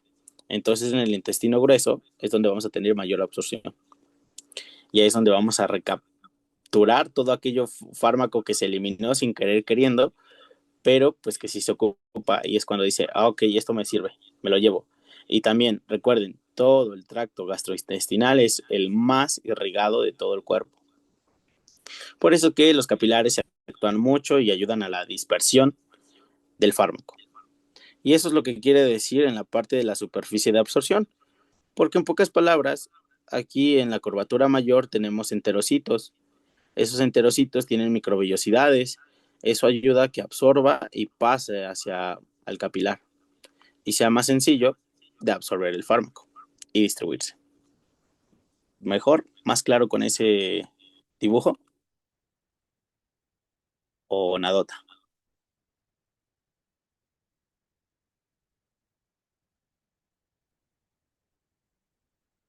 Va, que va, Sebastián.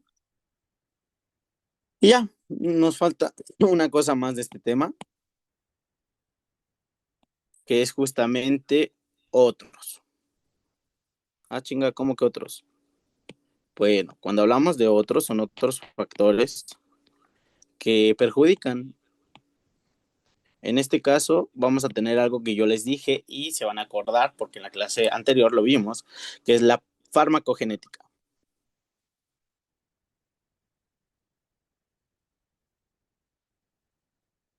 La farmacogenética, ¿qué estudia? ¿Qué estudiaba la farmacogenética? A ver, alguien recuérdemelo, mientras yo pongo aquí algo.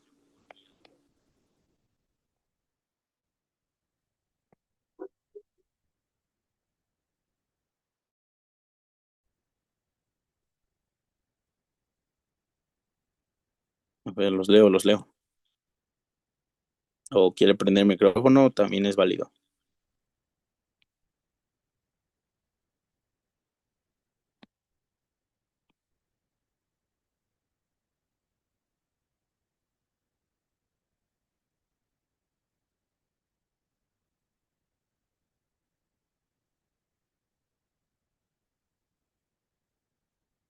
¿No? ¿Nada?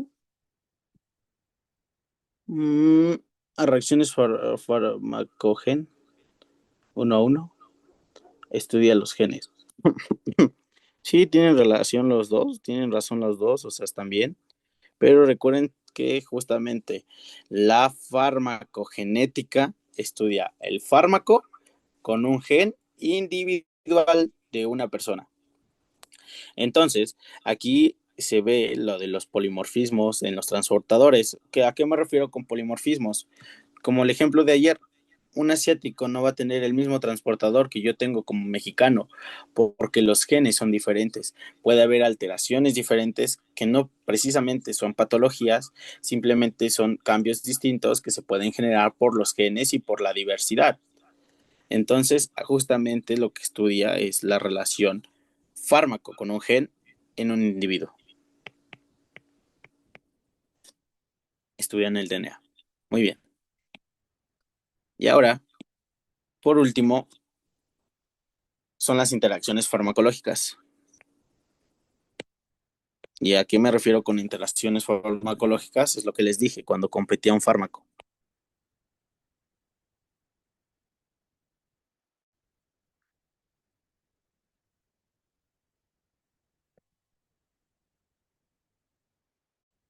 ¿Qué tiene que ver? A ver, ok, vamos a desglosarlo. Es la competencia por transportadores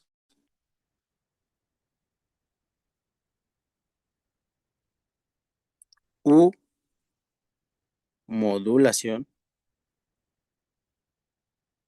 de su transcripción.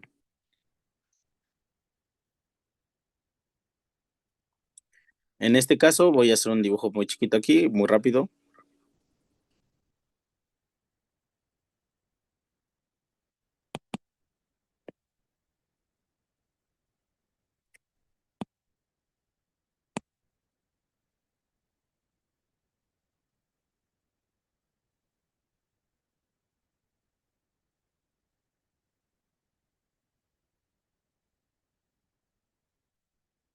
Y aquí es lo que yo les dije hace rato.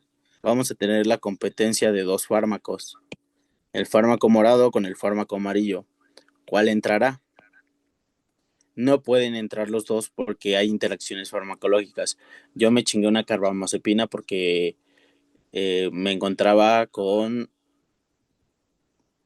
un estado de depresión, tristeza y ocupaba dopamina y alteraciones de mi sistema nervioso central. Pero también me chingué una metformina porque tengo diabetes.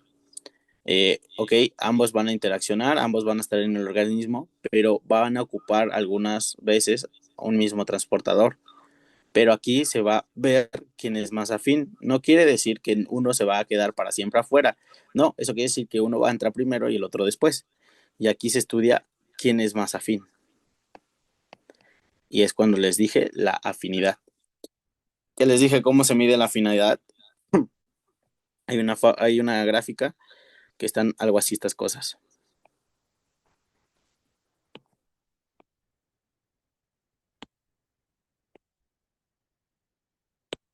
Ok, tenemos en el eje de las Y y en el eje de las X. La afinidad va de abajo hacia arriba y la potencia va de cuál está más cercano hacia la línea de las Y.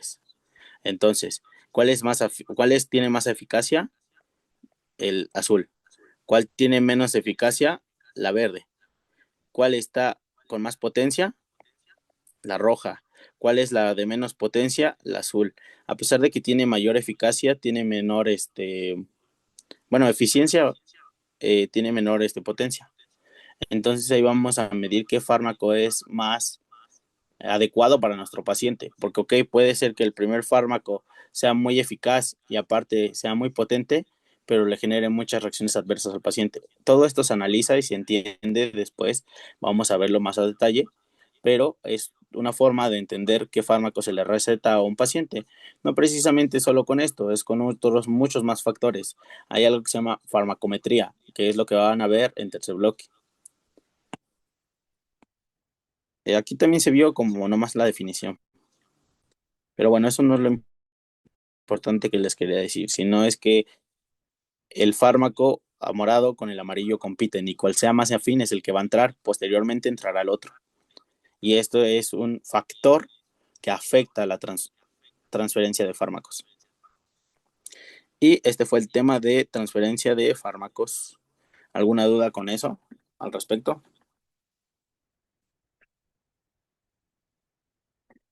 ¿Todo quedó claro con este tema o no?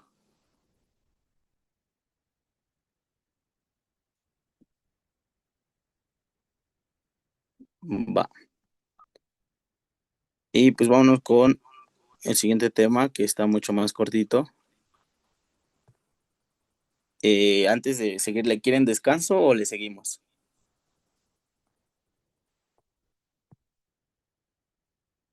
Y es más, este ya lo voy a copiar para no escribir tanto y que no se haga larga la sesión. Le seguimos, ok. De una vez, perfecto.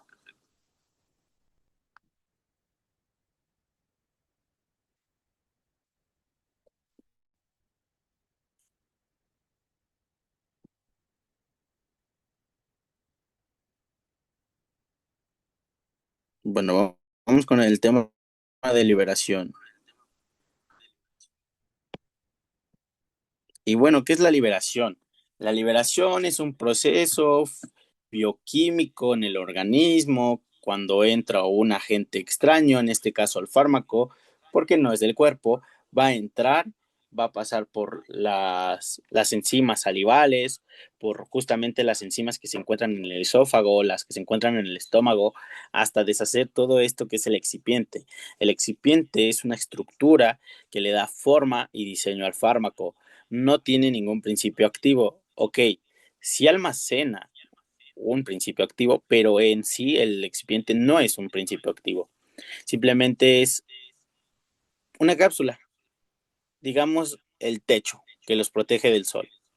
Porque si nos ponemos en el sol, nos quemamos, y si nos quemamos, nos arde, y si nos pasamos de tiempo, puede que los rayos ultravioletas nos puedan ocasionar cáncer, ¿no? Entonces, véanlo así, nos cubre el techo.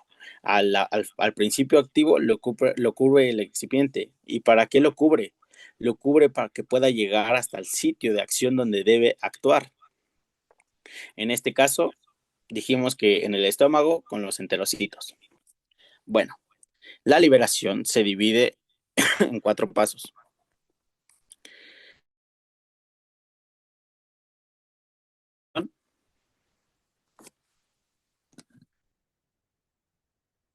¿Sí me escuché o no? Creo que me trabé. Sí, Ah, va. Pues la desintegración es lo que les mencionaba. Se forman fragmentos grandes, en este caso gránulos, gracias a sus enzimas digestivas, enzimas que se encuentran, ya les dije, en la boca, en el esófago, en el estómago, en el duodeno, en el yeyuno, en el ilion y todo eso, ¿no? Y esto también va a ser por el pH. En el estómago hay un pH muy bajo y eso destruye los excipientes o la mayoría de excipientes. Ahora, como paso 1, que es la degradación, no quiere decir que desaparece. Simplemente el fármaco va a ser bueno, va a tener una desintegración, que lo que quiere decir es una ruptura del mismo para ser liberado en fragmentos más pequeños, en un medio solvente. En este caso, en el ácido clorhídrico. Posteriormente, vamos a tener otra cosa que es la desgregación, que son fragmentos más pequeños. O sea, esos fragmentos que ya eran chicos, los volvemos pequeños. Entonces va a haber una disgregación y esos fragmentos que estaban más o menos grandes se vuelven mucho más chiquitos en un medio solvente, en los jugos gástricos. Luego vamos a tener como punto 3 la disolución. ¿Y qué es la disolución? Bueno, se mezcla el principio activo con el medio de la forma homogénea. Veámoslo así. El término homogéneo y el término heterogéneo es muy distinto en sí, porque el heterogéneo es como nosotros prepararnos una ensalada con pepino, con jitomate, con lechuga, con manzana, con arándanos, con nueces, con almendras, con lo que ustedes quieran, hasta pepino. Y ya nos hacemos nuestra super ensalada. Pero eso no es homogéneo, eso es heterogéneo, porque se llegan a apreciar qué es lo que tiene. En la parte de la homogeneidad es que el soluto se va a mezclar con el solvente en un líquido, por así decirlo. Vamos a poner de ejemplo un vaso. El vaso va a tener agua y nosotros le vamos a echar mmm, azúcar, pero muy poca. Si nosotros le echamos azúcar y lo empezamos a batir o mover, se va a diluir, lo que va a ser una mezcla homogénea. Si nosotros seguimos echando azúcar, se va a volver heterogéneo porque va a ser tanta la saturación de azúcar que se va a apreciar. Pero en este caso no. Simplemente estos fragmentos más chiquitos los metemos al líquido, en este caso agua, o si lo quieren ver con el ácido clorhídrico, y se va a volver una solución homogénea porque va a llegar a un grado en donde las moléculas van a ser tan pequeñas y se van a mezclar y se va a volver homogéneo la solución en este caso. Sí, claro ahí. Y posterior va a haber una dispersión. ¿Qué es eso? Eso justamente tiene que ver con la absorción. ¿Por qué? Porque una vez se absorbe, se dispersa en todo el organismo, les dije, por el torrente sanguíneo. Y esto es, ¿qué quiere decir? Que continúa su trayecto. Sigue por todo el tracto gastrointestinal o absorbiéndose por el tracto, bueno, no por el tracto, por el sistema sanguíneo. Pero sí, cuando nos hablamos de que sigue por todo el tracto gastrointestinal, es lo que les dije hace rato. Lo metemos por la boca, va al esófago, va al estómago, va para el píloro, luego el duodeno descendente, el duodeno horizontal, el duodeno ascendente, el ilion, el yeyuno, y luego el intestino grueso que va así, hasta llegar al recto para hacer una excreción del mismo.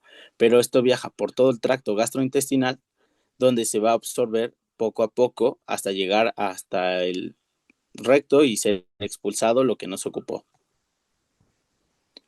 Eso quiere decir liberación con respecto a la dispersión, pero esto es un concepto que se relaciona con otros dos, con metabolismo y con absorción. Y excreción también. ¿Quedó claro esa parte o la repito de nuevo?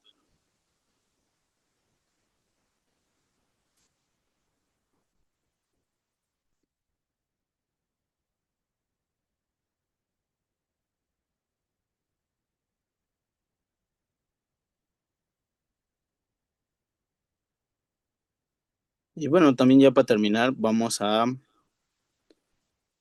ver la parte de que existen tipos de liberación. No me quiero ir sin eso.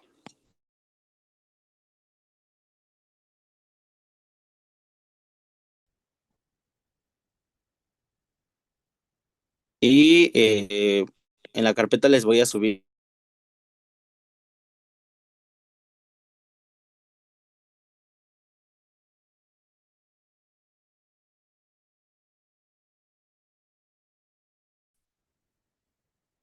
Sí. Ok. Les voy a subir una tablita de las formas farmacéuticas, ya no para verla tanto aquí, para que no se alarga tanto la clase, y porque no es gran cosa, pero les voy a, antes de irme en esta clase y de dar este tema, vamos a hacer algunas preguntas para quienes se quieran quedar, y también les voy a decir qué es lo que preguntan de las formas farmacéuticas. Justamente la clase 1 les mencioné cuál era la que preguntaban, que era la suspensión oral. Bueno, tipos de liberación. Son los... ¿Algunos saben cuáles son los tipos de liberación?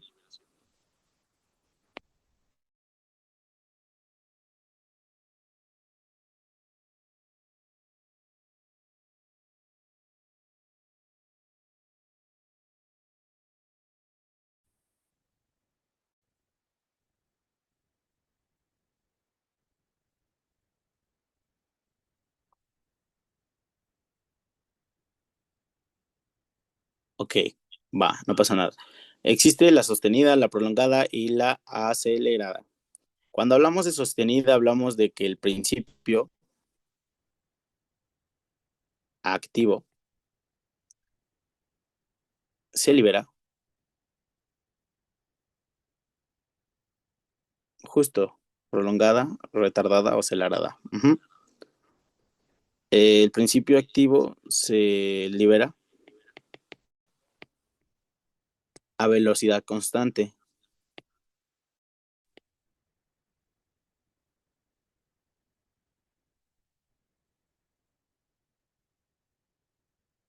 minimizando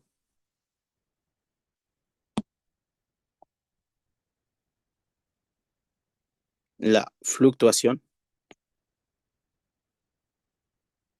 de sus niveles en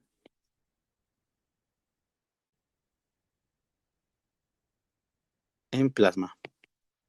Plasma es un compartimento celular que se encuentra en nuestro organismo porque se dividen por compartimentos y este maneja el 3%, o sea, puede existir un 3% de fármaco ahí, luego un 11%, luego un 14%, hasta llegar a un 100%. Esto tiene relación con la parte de biodisponibilidad que es otro concepto que quiero que tengan y siempre se les quede claro. Los fármacos, dependiendo de cuál sea, va a ser más biodisponible. La biodisponibilidad se va a representar con la letra F.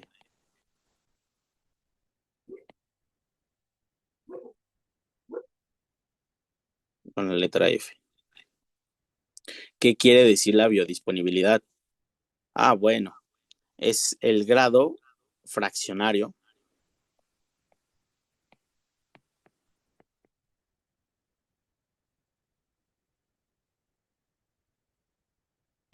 en que una dosis de fármaco llega al sitio de acción.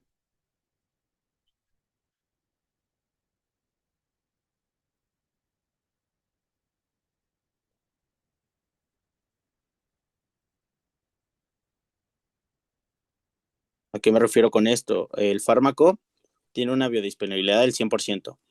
Evita el primer paso. Eso después lo vamos a ver, no se preocupen. Eh, el 100% entra al organismo. De ahí se dispersan los compartimentos hasta llegar al tejido adiposo, que es el compartimento donde si ya pasa de más del 100% de biodisponibilidad o incluso el 100%, ya llega hasta tejido adiposo y se mantiene ahí, lo que nos permite que un fármaco pueda llegar a cualquier compartimento del cuerpo, o sea, se encuentra en todo el cuerpo. Si la biodisponibilidad es del 50%, el 70%, el 30%, eso quiere decir que no va a llegar hasta el sitio donde tiene que ser. Por eso es que hay diferentes fármacos con diferentes familias, con, eh, sí, justamente principios activos distintos. Tal vez pertenecerán a la misma familia los fármacos, pero tienen una de biodisponibilidad distinta. Esto es a lo que me refiero, el grado de difracción, o sea, el grado de que se rompe en que, bueno, de la dosis que se administra para que éste llegue a un compartimiento del cuerpo específico. Eso es la biodisponibilidad. Ahora, retomando con los tipos de liberación, está la prolongada. ¿Qué quiere decir? Es la liberación más lenta,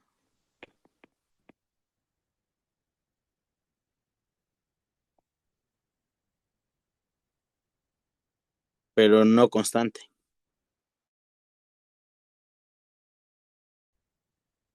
Ok, si va más lento, lleva su ritmo, pero no es constante, o sea, no está llevando a cabo la misma cantidad de fármaco. De modo que los niveles de fármaco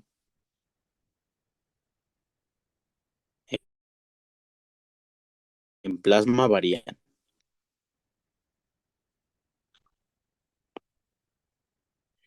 Dentro de su zona, dentro de su zona terapéutica.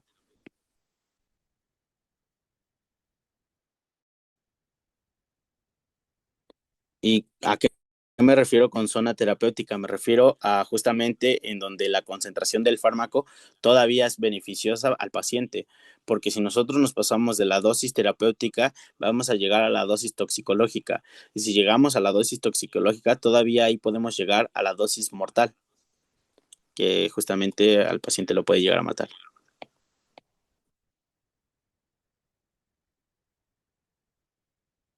Y en la acción prolongada dura más tiempo, justamente, tiene mayor tiempo porque se prolonga más la vida del fármaco. Su biodisponibilidad es mayor y por lo mismo se mantiene más en el organismo y eso hace que el tiempo de distribución a nivel del organismo sea mayor y esto nos ayude a que el fármaco pueda llegar a su destino. Ahora, la acelerada es el principio, el principio activo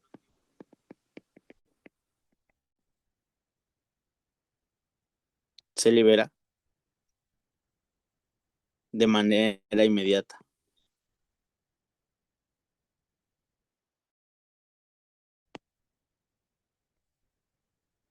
Esto es a lo que se les llama, ya lo veremos también en metabolismo y absorción, pero se les llama fármacos de primera línea o de primero, que evitan el primer paso. Esto hace que así como entre, así como se mete directo, su biodisponibilidad es del 100%, evitando todo. Esto es lo que hace que su liberación sea inmediata y tanto inmediata es así como se mete. Eh, al contactar con una solución acuosa.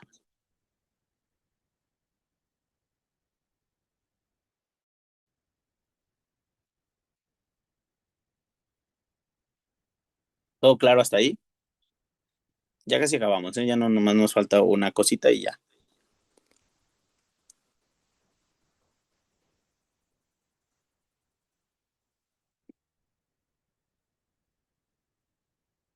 Va que va.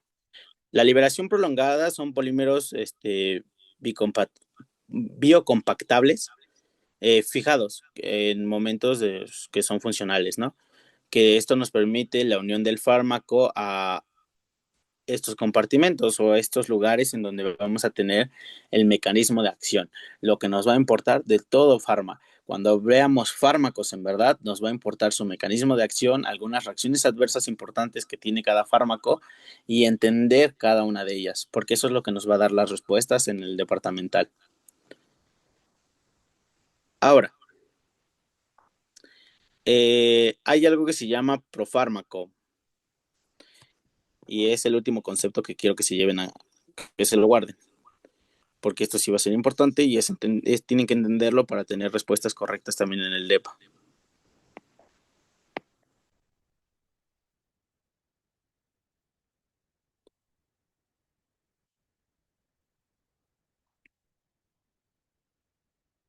¿Y qué es un profármaco? ¿A qué le suena?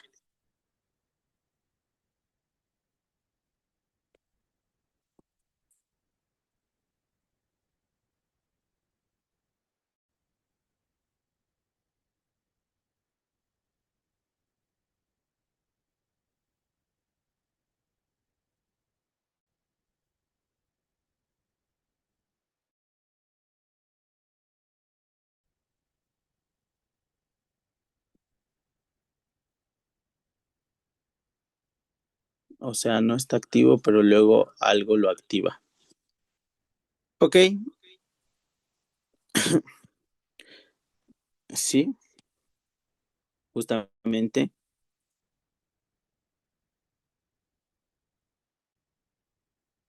es un fármaco que se mantiene inactivado hasta que es liberado por algún factor, ya sea pH, ya sea irrigación de la zona, ya sea la misma zona.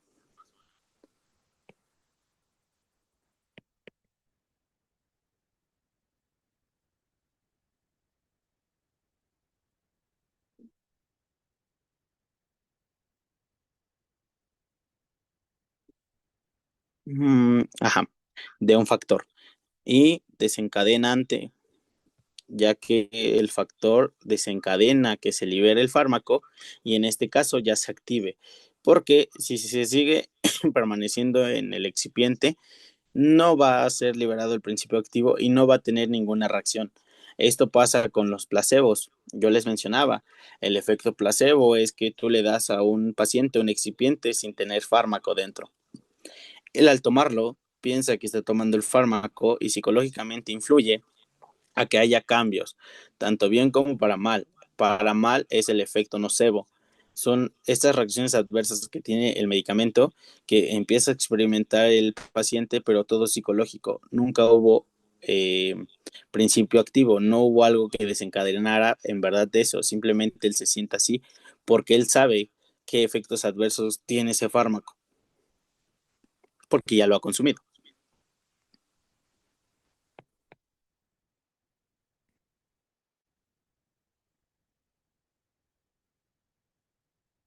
Y esto está dado por enzimas, metabolismo, algunos factores como la absorción lenta, uniforme, menor frecuencia de administración del fármaco, menos picos de concentración del fármaco.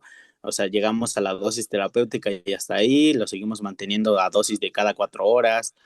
Eso es lo que nos va a mantener al fármaco, pero se va a encontrar dentro de una cosa que se llama ventana terapéutica, y esa ventana terapéutica, al estar en ese rango, todo va a estar bien. Si nos pasamos por arriba de la ventana terapéutica, empieza la parte toxicológica. Si nos bajamos más abajo de la ventana terapéutica, es la dosis mínima eficaz y pues poco a poco ya no nos va a hacer efecto. También es correcto el efecto terapéutico por las noches. Van a decir, ok, ¿por qué el efecto terapéutico se da mejor por las noches? Bueno, tu cuerpo ya se concentra más en metabolizar todo lo que digeriste, bueno, todo lo que comiste para digerirlo, y ya no ocupa tanto energía para mandarle al cerebro para andar pensando, para hacer movimientos involuntarios o voluntarios, como hacer ejercicio y todo eso. Es un gasto energético y un gasto que hace que manden al cerebro señales para que tú hagas todo eso. En este caso, al dormir, evitas todo eso y simplemente se concentra en metabolizar. Y en este caso es lo que favorece también a un profármaco en ser liberado. Si es que es un fármaco fuerte que te recomiendan por las noches antes de ir a dormir. Y también son ideales para los fármacos con semivida corta. ¿A qué me refiero con semivida corta? Esto quiere decir que son fármacos que no tienen una duración muy grande en nuestro cuerpo, va por horas. Por eso han visto que cuando les recetan algún medicamento, dice, tómeselo cada 8 horas, tómeselo cada 4 horas, tómeselo cada 2 horas, tómeselo un día a la vez, porque depende de la potencia del fármaco y de la cantidad del fármaco, tanto con la biodisponibilidad del fármaco, va a tener relación de las vidas medias que va a necesitar para establecerse y regularse en la ventana terapéutica este fármaco en el organismo. Por eso es importante entender que es un profármaco, que es la biodisponibilidad, y entender que el proceso de liberación simplemente es un proceso en donde se libera del excipiente para entrar al organismo el fármaco en verdad. ¿Alguna pregunta, duda, comentario? Ya acabamos ahora sí.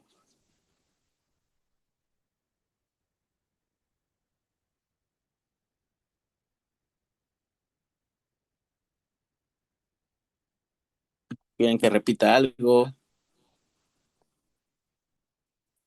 ¿Les gustó el apunte? Bueno, está muy feo, pero algo es algo, ¿no?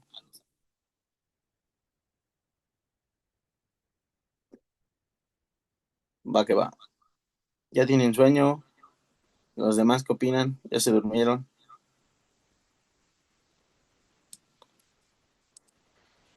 Pues entonces ya terminamos. No sé si grabar la parte de las preguntas, yo creo que no. Mejor van a ser para los que se quedaron aquí y pues ya terminó la sesión.